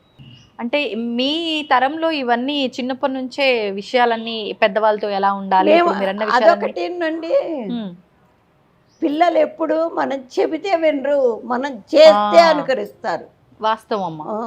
అది మేమంతా అనుసరించాం కాబట్టి మా పిల్లలు కూడా మా అమ్మ ఇట్లా చేసింది కాబట్టి వాళ్ళు అట్లా చేస్తారు. అది చూసి నేర్చుకుంటారు వాళ్ళు. అంతే, పిల్లలు ఎప్పుడు అంతే చూసి నేర్చుకుంటారు. ఇప్పుడు మొన్న ముడుపులు కట్టిస్తారు. ఆ పూజ చేసుకోవడానికి భార్యాభర్త వచ్చారు. చిన్న పిల్ల వచ్చింది, అది 2 ఏళ్ళు నుండి 3 వచ్చిందో రాలేదో కూడా. వాళ్ళ నాన్న పూజ చేస్తుంటే అది కూడా ఇట్ట చూసి ఇట్టా పెట్టి ఇక్కడ పెట్టి చక్కగా వాళ్ళ భార్యాభర్త నా కాళ్ళకి దండం పెడితే అది కూడా దండం పెట్టింది. మనం చేసే పనిని వాళ్ళు అనుకరిస్తారు, చూసి నేర్చుకుంటారు. చూసింది ఎప్పటికీ ఇంకా మర్చిపోరు అది. కానీ ఇప్పుడు పిల్లలు ఏదన్నా చూసి చెయ్యాలన్నా కూడా వాళ్ళు చేసే గారాబము ఒక రకంగా మీరు ఇందాక చెప్పినట్టు, ఎందుకు మేమే చాలా కష్టాలు పడ్డాము, వీళ్ళకి కూడా ఇప్పటి నుంచి ఇవన్నీ అలవాటు చేయాలా, చెప్పాలా, అవసరం లేదు అన్నట్లుగా పెద్దవాళ్ళ ఆలోచనే ఉంటుంది కదమ్మా. ఉంటుంది. ఇప్పుడు వాళ్ళు పెద్దవాళ్ళు అంటే 40-50లో మిడిల్ ఏజ్ వాళ్ళు. మా ఇది 60 దాటిన వాళ్ళు ఎవరు అట్లా చెప్పరు. ఎందుకంటే మంచేదో చెడేదో వాళ్ళకి తెలుసు, వాళ్ళు కొన్ని అనుభవించారు కూడా. అవును. అందుకని సమాజం బాగుపడాలి అంటే ఫస్ట్ తల్లిదండ్రి, మరి పెద్దవాళ్ళు ఒక మాట చెప్పినప్పుడు అది నువ్వు చెప్తే నువ్వు అట్ట చెప్పవాకు అని చెప్పడానికి చాటుగా అయినా చెప్పుకోవాలి. పిల్లల ముందే నువ్వు నోరు మూసుకో, నువ్వెందుకు వాడిని అంటావు, అట్లా అంటే పిల్లలకి అసలు గౌరవమే ఉండదు. వాడు చెప్పింది వినరు. ఓకే, కానీ ప్రజెంట్ జరుగుతున్నది ఇదే, మీరు అన్నదే ప్రతి ఇంట్లో జరిగేది అంతే. అంటే ఎవరున్నారు ఏంటి అనే విచక్షణ లేకుండా ఏది వస్తే అది అనేయటం. దానివల్ల అవతల వాళ్ళు బాధపడతారే అనే మాట వాళ్ళకి తెలియదు అసలు. అమ్మ, ముడుపులు అన్నారు ఏంటి అంటే కోరికతో ముడుపులు కట్టడమా లేకపోతే సంతానం ఉద్యోగం రాలేదండి అమ్మ, ఉద్యోగం రావట్లేదు అదంటే గణపతి పూజ చేయించి వినాయకుడు అన్ని విఘ్నాలని తొలగించేవాడు, శాస్త్రాలు అలా చెప్తున్నాయి. మరి దాన్ని మేము అనుకరించాం కాబట్టి అది మరి వినాయకుడే మన కష్టాలు తీరుస్తున్నాడు అనేది మేము నమ్ముతాం. అట్లా అని మరి ఏంటి అమ్మవారి పేరున కట్టిస్తాను అంటే ఇప్పుడు ఎవరో ఒకళ్ళు ఒక బాధ్యత తీసుకుంటే గానీ వాడికి ఉద్యోగం రాదు కదా. అవును, అమ్మవారికి ఆ బాధ్యత అప్పచెప్పడం, ఆవిడే వస్తుంది ఇక అంతే. అట్లాగే వచ్చినాయి, చాలా మందికి వచ్చినాయి. ఎవరైతే మనస్ఫూర్తిగా చేస్తారో ఖచ్చితంగా పనులు అవుతాయమ్మా. మనస్ఫూర్తి కాకుండా వాళ్ళు ఏదో పెద్దవాళ్ళు చెప్పారు కదా అని చేసుకుంటే కాదు, అది కరెక్ట్ అంతే. అంటే ఇబ్బంది ఎవరిదో వాళ్ళకి నమ్మకం ఖచ్చితంగా ఉండాలి. కానీ చాలా మంది యువతలో అలాంటి నమ్మకాలు లేవు. చాలా తక్కువ, భగవంతుని నమ్మటం చాలా తక్కువ. మీరు అన్నట్టు తల్లిదండ్రులు ఇక్కడికి వెళ్తే నీ కోరిక నెరవేరుతుంది అని తీసుకొచ్చే వాళ్ళే ఎక్కువ ఉంటారుగా అమ్మ. మరి అటువంటి వారి కోరిక నెరవేరదంటారా? వాడు దండం పెట్టుకునేప్పుడు ఆ మనసులో వాడికి అది ఉండాలి కదా. తల్లిదండ్రి ఇప్పుడు ఏదో సామెత ఉంది, చెరువు దాకా తీసుకెళ్తాం నీళ్ళు తాగమని, అది తాకపోతే మనం ఏం చేస్తాం? అవును. అట్లా అంటే వివాహమైన, జాబ్ అయినా, సంతానమైనా ఏదైనా కూడా మన నమ్మకంతో మనం అమ్మవారి పాదాలను పట్టుకుంటే తీరుతుంది. తప్పకుండా. అందుకే శాస్త్రాలే చెప్పినాయి, భగవంతుడు ఎక్కడో లేడు, మనసులో ఉన్నాడు, నీ హృదయంలోనే ఉన్నాడు. భగవంతుడి హృదయంలోనే ఉన్నాడని నమ్మకం ఎట్లా అంటే, నువ్వు నమ్మినప్పుడు నీ పనులన్నీ అయిపోతాయి. అట్లా కాకుండా అది నువ్వు సర్వాన్ని సృష్టించిన తల్లి అమ్మవారు, మరి ఏంటి నీ హృదయంలో ఆవిడ ఉండే ప్లేస్ ఎలా ఉండాలి? పెద్ద ఆఫీసర్ గారు ఉంటారండి, ఆఫీస్లోకి వెళ్ళి వాడి పోస్ట్ వాడిది, ఆయన వచ్చేసరికి అందరు లేచి నిల్చుంటారు, వాచ్మెన్ లేచి నిలబడతాడు, అట్లా ఉంటుంది కదా. అట్లాగే ఆ సర్వాన్ని సృష్టించిన ఆవిడ ఉండటానికి ముందు హృదయం చాలా క్లీన్గా ఉండాలి, పవిత్రంగా, చాలా పవిత్రంగా. మరి ఇదేంటి, ఆవిడ మన మనసులోనే ఉంది అంటే ఫస్ట్ వాడు చెడ్డ పని చేయటానికి భయపడతాడు, ఓ మార్పు వస్తుంది. అందుకని పిల్లలకి ముందు ఫస్ట్ది అబద్ధం ఆడకుండా ఉండటం, మరి ఇంకొకళ్ళకి సహాయం చేయటం, ఆ రెండు కనుకుంటే ఇంకా మంచి గుణాలు నెమ్మదిగా వస్తాయి. అది అది ఎవరి పిల్లల దగ్గర ఉంటల్లా. కానీ అమ్మ ఈ మధ్య కాలంలో మరి అది యుగ ప్రభావమో ఏంటో తెలియదు, కానీ మనం మంచికి సహాయం చేద్దాము తోటి వారికని వెళ్తే అది రివర్స్లో మనకే ఇబ్బందిని పడేసే విధంగా అవుతోంది. మరి ఇట్లాంటి పరిస్థితుల్లో తోటి వారికి సహాయం చేయటము ఇలాంటివి ఎంతవరకు? తోటి వారికి సహాయం ఎవరు పెడితే వాళ్ళకి చేయదు, అది కూడా ఉంది. ఏంటి మరి అపాత్ర దానం అంటారు, ఆ అపాత్ర దానం చేస్తే పుణ్యం సంగతి ఎవడెరు కానీ వీడికే చుట్టుకుంటుంది పాపం. అంటే మనం కర్మ సిద్ధాంతం, మన భారతీయులది కర్మ సిద్ధాంతం. కర్మ సిద్ధాంతం అంటే ఇప్పుడు రోజు వంట చేస్తామమ్మా, వంట చేస్తే నీకు రాదనుకోండి, రాకపోతే ఎవరో ఒకళ్ళు పెద్దవాళ్ళు చెప్తే దాన్ని అనుకరిస్తే ఒకరోజు కాకపోతే ఒక రోజుకి కరెక్ట్ అవుతుంది. అనుకరించకపోతే ఏమవుతుంది, అది చెడిపోతుంది. అవును, అందుకని ఆ కర్మ కూడా నాయన అమ్మవారు కూడా ఏం చెప్తుంది, ఇది మంచిది ఇదోవన ఇట్లా వెళ్ళు, ఇది చెడ్డది ఇటు వెళ్ళబాకు చెప్తుంది. చెప్పినప్పుడు ఆవిడ చెప్పినా కూడా మనం వినకుండా ఇటే వెళతామంటే దీనికి వచ్చిన కష్టం, అక్కడ జరిగిన కష్టం అంతా నువ్వు అనుభవించాల్సిందే. ఇక ఆవిడేం చేయదు, అది నువ్వు అనుభవిస్తేనే అది పోతుంది. అంటే బురదలోకి వెళ్తుంటే కాళ్ళు కడుక్కో శుభ్రం చేసుకో, అట్టా చేసుకుంటేనే నీకు ఏదన్నా. లేకపోతే చెప్పినా కూడా వినకపోతే అదే కర్మ. మనం చేసిన దానికి ఫలితం ఆవిడిస్తుంది. నువ్వేం చేస్తే దానికి తగ్గ ఫలితమే వస్తుంది, అంతే. Okay okay. అంటే అమ్మ మనం చేసిన దానికే ఫలితం అన్నారు, కానీ గత జన్మలో మనం చేసింది కూడా ఇప్పుడు వర్తిస్తుంది అంటారు కదా. ఇప్పుడు మనం మంచి చేసినంత మాత్రాన గత జన్మలో చేసిన చెడు ఆ పాపం అంతా తగ్గుతుంది, ఇప్పుడు చేసే మంచి వల్ల తగ్గుతుంది. కొన్నాళ్ళకి అది శుభ్రంగా తగ్గిపోతే మళ్ళీ మనం పవిత్రమై, అసలు మన ప్లేస్ కాదమ్మా ఇది, మనం ఉండే ప్లేస్ అదే.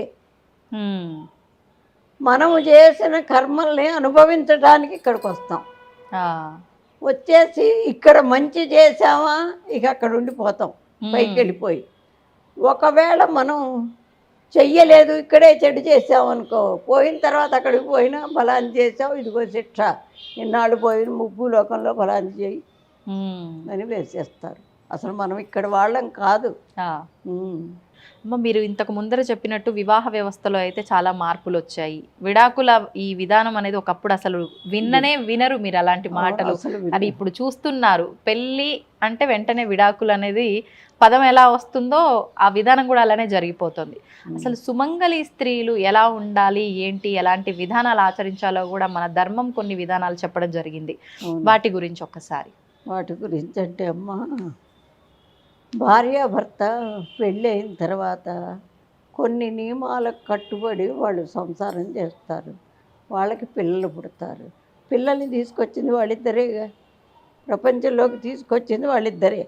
తీసుకొచ్చారు కాబట్టి వాళ్ళ బాధ్యత, వాళ్ళ మంచి వాళ్ళ చెడు అన్నీ చక్కదిద్దుకోవాల్సిన వీళ్ళిద్దరే కదా. అవును, బాధ్యత వారిది, వాళ్ళది. దానికి సరిపోయింది భార్యాభర్త. భర్త చెప్పాడని ఈవిడ వినకపోవటం, ఈవిడ చెప్పిందని ఆయన వినకపోవటం అయ్యేసరికి ఏమవుతుంది, ఇంకా పిల్లలు అసలు వినరు. వాళ్ళకి మంచి చెబుదామన్నా మీరిద్దరు రోజు ఇంట్లో పోట్లాడుకుంటుంటే వాడికే తలకాయ నొప్పి వస్తుంది.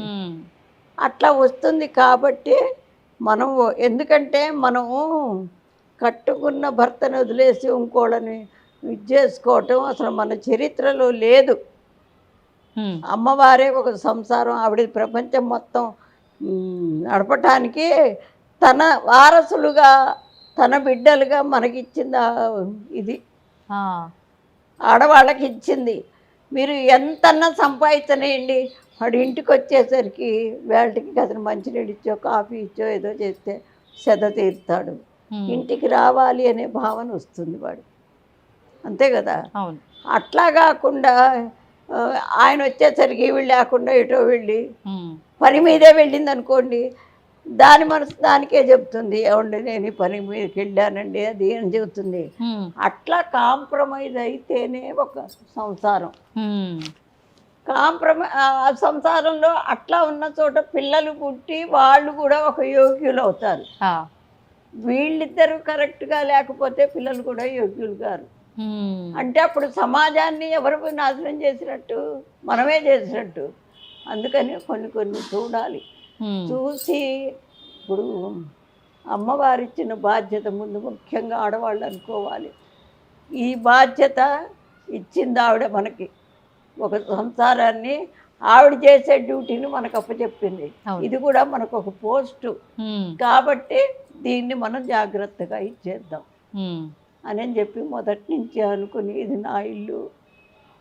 మరి పెద్ద ఆఫీసర్ అనుకోండి, చాలా మంచివాడు, ఏ ఫ్రెండ్నో తీసుకుని ఇంటికి వస్తాడు.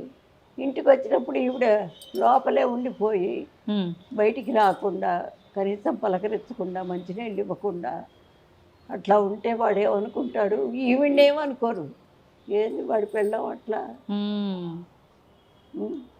అసలు ఎంత మంచివాడు, అదేం పెళ్ళం అట్ట. అదే ఆయన లేనప్పుడు వస్తాడు, ఏమండి కూర్చోండి అన్నయ్య గారు మంచినీళ్ళు తాగుతారా, కాఫీ తాగుతారు. వాడేమనుకుంటాడు, మా వాడు పెళ్ళాన్ని చాలా చక్కగా తరిపించేసాడు అనుకుంటాడా లేదా.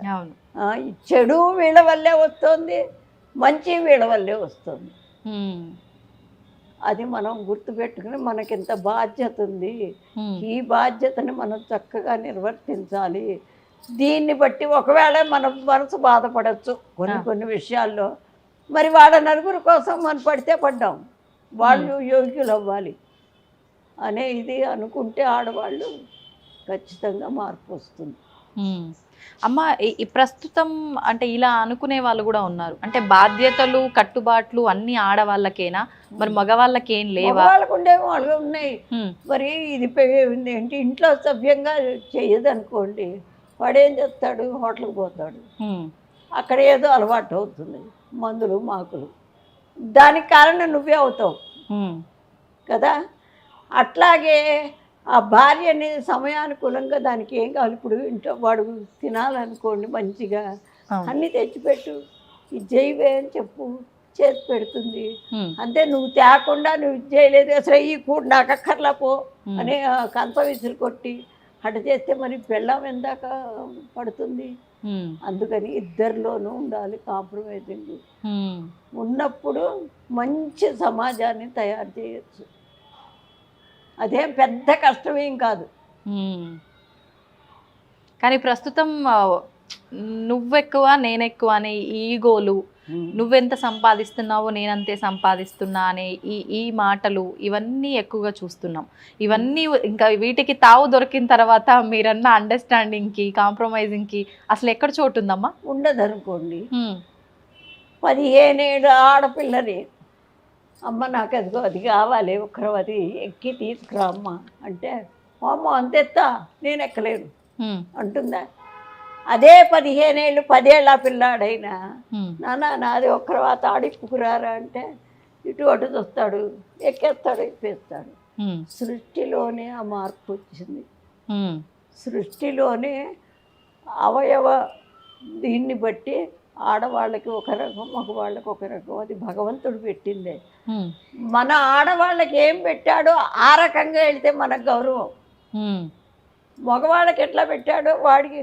ఇప్పుడు మగవాడు ఇంట్లో పని చేసుకుంటూ ఉంటావు, వచ్చి ఇది ఇక్కడ ఉండకూడదు పెట్టేసేయి, దీన్ని చిమ్మేసేయి, ఇది కడుగు, ఎప్పుడు కొంప పెట్టా ఉంటుంది అని అంటాడు అనుకోండి. దీనికి ఏమనిపిస్తుంది? రోజు సచ్చేచెడు చేస్తున్నాను, ఆయన ఎక్కడో ఆఫీస్కి వెళ్ళి వచ్చి ఇట్లా తిడతాడు. వాడట్ట చెప్పకూడదు, నిదానంగా చెప్పుకోవాలి. లేదు వాడు చీపురు పట్టుకున్నాడు అనుకోండి, ఇల్లు అట్లా ఉందని వాడే చీపురు పట్టుకుంటాడు.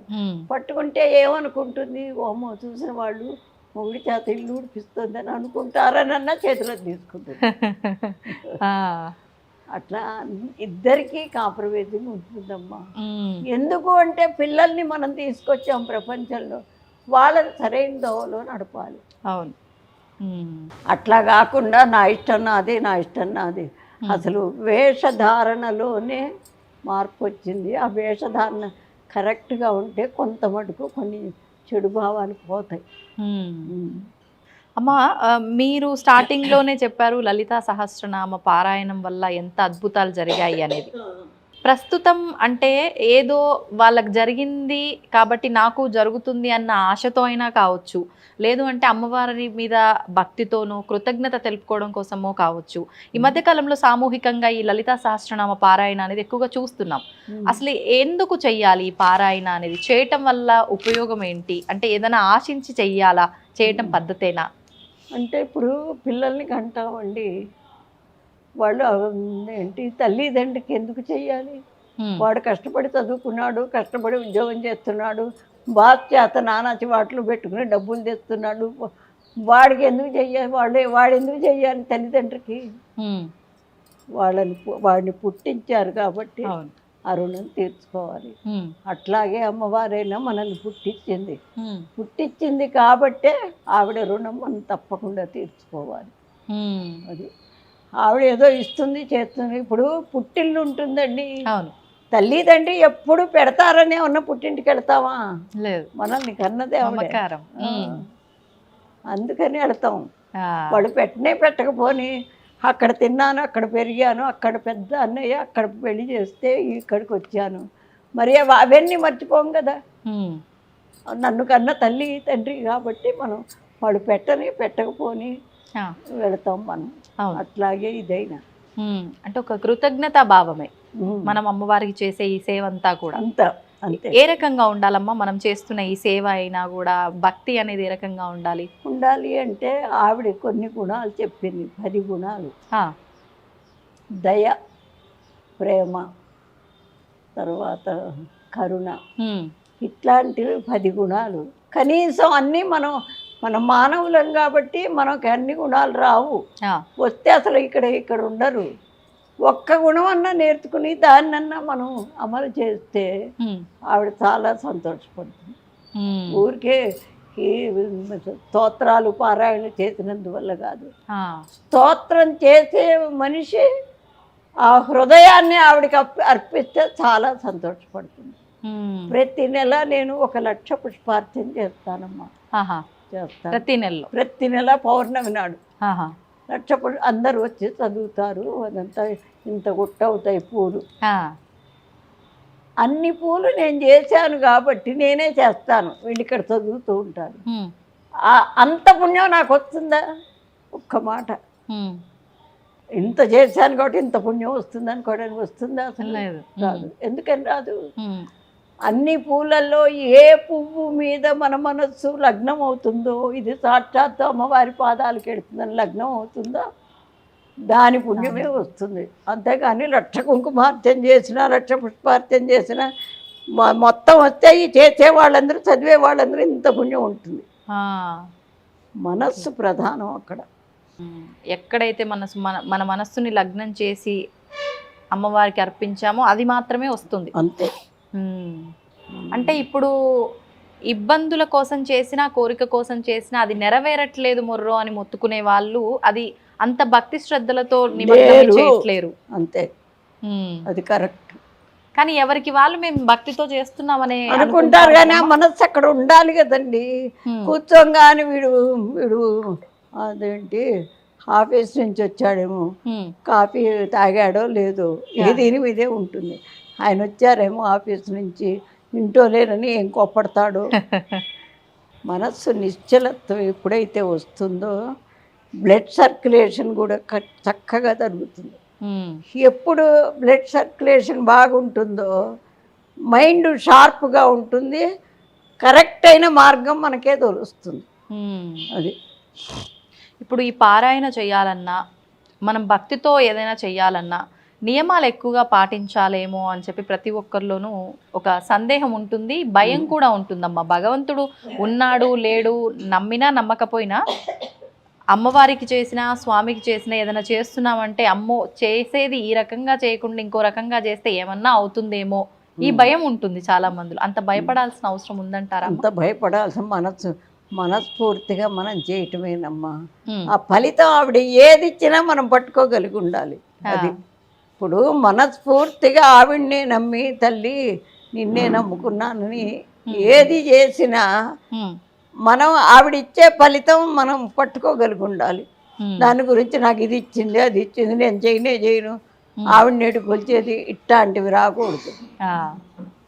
అమ్మ మీరు అంటే ఆలయంలో కంప్లీట్గా ఇక్కడ అమ్మవారి ఆలయం కట్టక ముందర మీరు ఆలయంలో హనుమంతుడి ఆలయంలో చేసిన, ఇక్కడ ఆలయం కట్టించి ఇక్కడ సేవలు చేసినా కూడా అంటే ఆడవారు ఏదైనా చేస్తున్నారు అని అంటే విమర్శించే వాళ్ళు చాలా ఎక్కువగా ఉంటారు.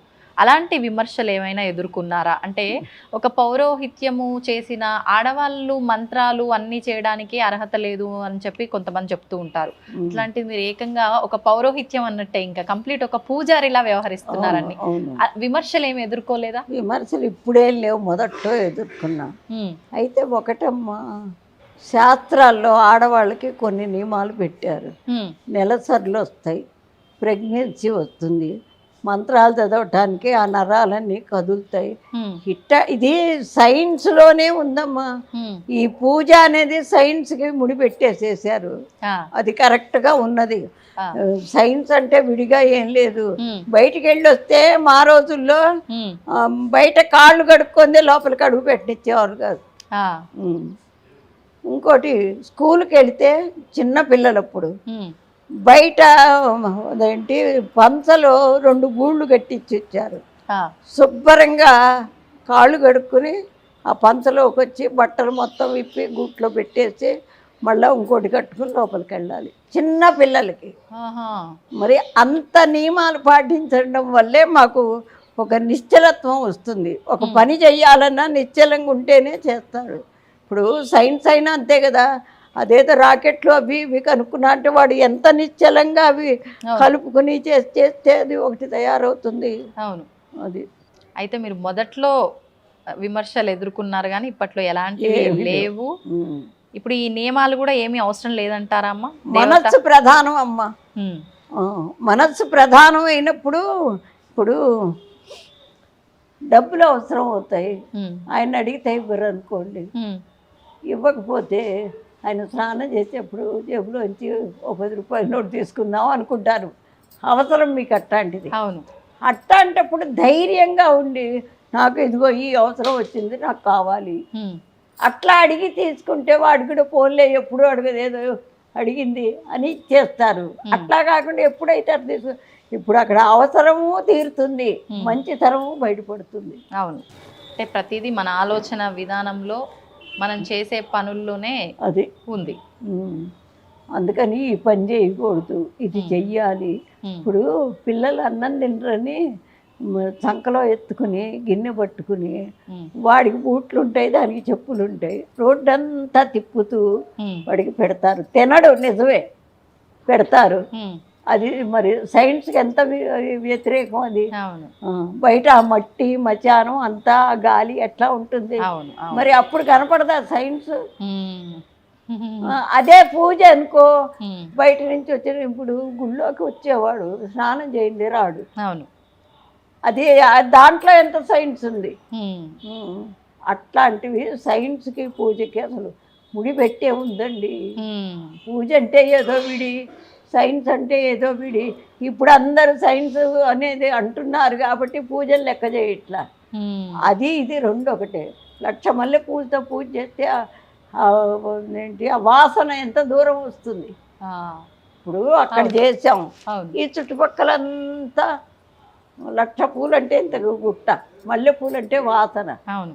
ఎట్లా మరి ఆ వాసన అంతా వస్తే ఇక్కడ ఉన్న చెడు అంతా బయటికి వెళ్ళిపోతుంది. ఉమ్. అట్లా అంటే ఒక్కొక్క దాంతో చేసినప్పుడు ఒక్కొక్క ఫలితం ఉంటుందా అమ్మ? మల్లెపూలతో చేయడం వల్ల ఏంటి అని ఫలితం? కాదు, వాసన పూలు కదా అవి, వాసన పువ్వులు. అందుకు. Okay okay. అందుకే పూలు కూడా మల్లె పూలతోనే చెయ్యండి, గాజు పూలు చెయ్యండి, గులాబీలు చెయ్యండి అని చెప్పేది అందుకు. అది అమ్మవారికి ఇష్టం అని. ఇటు అమ్మవారికి ఇష్టము, ఇటు మనకి ఉన్నటువంటి చెడంతా తొలగిపోతుంది. అదే. ఇప్పుడు ఉపవాసాలు ఎందుకు, అది కూడా అంతే. వారానికి ఒకసారి ఖచ్చితంగా ఉపవాసం ఉండాలి, ఉంటే జీర్ణశక్తి చక్కగా అవుతుంది. ఓకే. మరి లోపల ఎప్పుడు మిషన్లాగా తిరుగుతూ ఉంటే అవును మరి దానికి విశ్రాంతి ఎప్పుడు. అందుకని ఒకరోజు ఉపవాసం ఉంటే ఆ ఒకరోజు అది కూడా విశ్రాంతి పొందుతుంది. ఉపవాసం అన్నారు కాబట్టి అమ్మ, మనకు ఈ నెలాఖరణ వచ్చే ఈ ఏకాదశి ముక్కోటి ఏకాదశి అని, వైకుంఠ ఏకాదశి అని, ఆ రోజు స్వామికి సంబంధించి ఉత్తర ద్వార దర్శనము అని చెప్పి రకరకాలుగా మనం అయితే చెప్పుకుంటూ ఉన్నాం. ఏంటమ్మా ఆ విశిష్టత గురించి ఏమైనా చెప్తారా? అంటే విష్ణుమూర్తి పాలకడల మీద శయనించి ఆ రోజున బయటికి వస్తారు. అంటే వాళ్ళు కూడా మనం అనుకోకూడదు, వీళ్ళు మానవులే చేసిన పుణ్యాన్ని బట్టి ఒక్కొక్కళ్ళు ఒక్కొక్క రకంగా అట్లా భగవంతుడిలాగా పూజలు అందుకుంటున్నారు. ఓహో, ఒకప్పుడు వాళ్ళు కూడా సామాన్య మనుషులే అంటారా? ఇప్పుడు రాముల వారు లేరండి. రాముల వారు మరి క్షత్రియుడు, అవును, యుద్ధాలు చేసిన వాడు. మరి ఆయన భగవంతుడిలాగా ఇవాళ ఎట్లా ఒప్పుకుంటున్నాం మనం? వాళ్ళ యొక్క నడవడికను పెట్టి. అవును, అది అందుకే మానవుడే భగవంతుడు అనేది. అది దానికి అర్థం అది. అది ఓకే ఓకే. అంటే మంచి లక్షణాలతో ఉన్నారు కాబట్టి భగవంతుడితో పోలుస్తున్నాం అనేది కాదు. కాదు, వాళ్ళు చేసినటువంటి మంచిని చూస్తే. ఇప్పుడు చూడండి, ఎవరన్నా మనకు మంచి ఆపదలో సహాయం చేస్తారు, చేస్తే ఏమంటాం? వాడు మంచి వాడురా, సహాయం చేశాడనో, అమ్మ దేవుళ్ళలాగా ఆదుకున్నాడు రా అంటాం. అవును, అది. ఓకే. మరి ఆ రోజున ఏం చేయొచ్చమ్మా ఏకాదశి రోజున? ఏకాదశి రోజున మామూలుగా చీకటితో తల స్నానం చేసి, ఆయన తెల్లవారుజాము ముహూర్తం ఉంటుంది ఏ సంవత్సరానికి ఆ సంవత్సరం, ఆ ముహూర్తం అప్పుడు ఆయన తెల్లవారుజామున అక్కడ పాలకడల్లోంచి బయటకు వచ్చి ఏంటి అక్కడ శయనిస్తట, బయటకు వచ్చి కూర్చుంటాడు. అందుకని ఆ ఉత్తరం వైపు ఉంటాడు ఆయన. అందుకని ఉత్తర ద్వార దర్శనం అని ఆయన ఏంటి విగ్రహాలు అక్కడ పెట్టి ఆ ఉత్తరం వైపు ఆయన చూస్తూ ఉండగా వీళ్ళంతా లోపలికి వచ్చి హారతులు ఇచ్చి కొబ్బరికాయలు అవి కొడతారు. Okay okay. అది ఇప్పుడు ఏకాదశి అంటే ఉపవాసం కూడా చాలా ప్రాధాన్యం. ఏకాదశి ఉపవాసం ఏ విధంగా చేయాలమ్మా? ఏకాదశి ఉపవాసం అంటే కొంతమంది ఇవాళ రేపు ఏం చేస్తున్నారంటే సాయంత్రం దాకా ఉండి అప్పుడు భోజనం చేస్తున్నారు. అసలు ఏకాదశి అంటే ఇవాళ తెల్లవారుజాము నుంచి రేపు తెల్లవారేదాకా అసలు ఏమీ తినకూడదు. తినకూడదు అంటే అది కూడా సైన్సే. లోపల ఉన్నదంతా శుభ్రంగా బయటికి వెళ్ళిపోతుంది, అది క్లీన్ అయిపోతుంది శరీరం కూడా. మర్నాడు పెందలాడి తింటారు, ఎందుకంటే మళ్ళీ వీడికి ఏదో ఏంటి ఒక తిప్పుడు వచ్చి లేకపోతే నీరసం వచ్చి పడిపోతాడు కదా. అందుకని 7:30, 8 అయ్యేసరికి తినేయాలి భోజనం. అది అందుకని ఈ పద్ధతి. Okay okay. అసలు పూజల్లా సైన్సేనండి, పూజల్లా సైన్సే. ఓకే. చాలా సంతోషం అమ్మా, చాలా ఆనందంగా ఉంది మిమ్మల్ని కలిసినందుకు నిజంగా. అంటే ఈ వయస్సు వారు చాలా తక్కువ మంది. ఇంకొక మాట చెప్తున్నాను, చెప్పండి.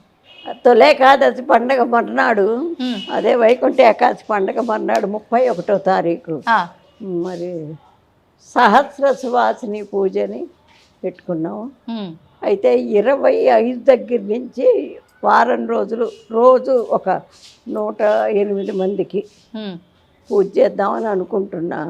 లలితా సహస్రం మన గుళ్ళో కూడా చాలా దూరం నుంచి వచ్చి చదివిన వాళ్ళు ఉన్నారు. వాళ్ళందరూ తెలిస్తే తప్పకుండా వచ్చి పూజలో పాల్గొంటారని చెప్తున్నాను. తప్పకుండా అమ్మ. నిజంగా అంటే మీరు చేస్తున్న ఈ కార్యక్రమాలన్నీ కూడా ఒక రకంగా లోక కళ్యాణం కోసమే, మీరు ఏది ఆశించి చెయ్యట్లేదు. తప్పకుండా అందరూ పాల్గొనాలనే కోరుకుందాం. అదే నేను కూడా అదే అంటున్నా.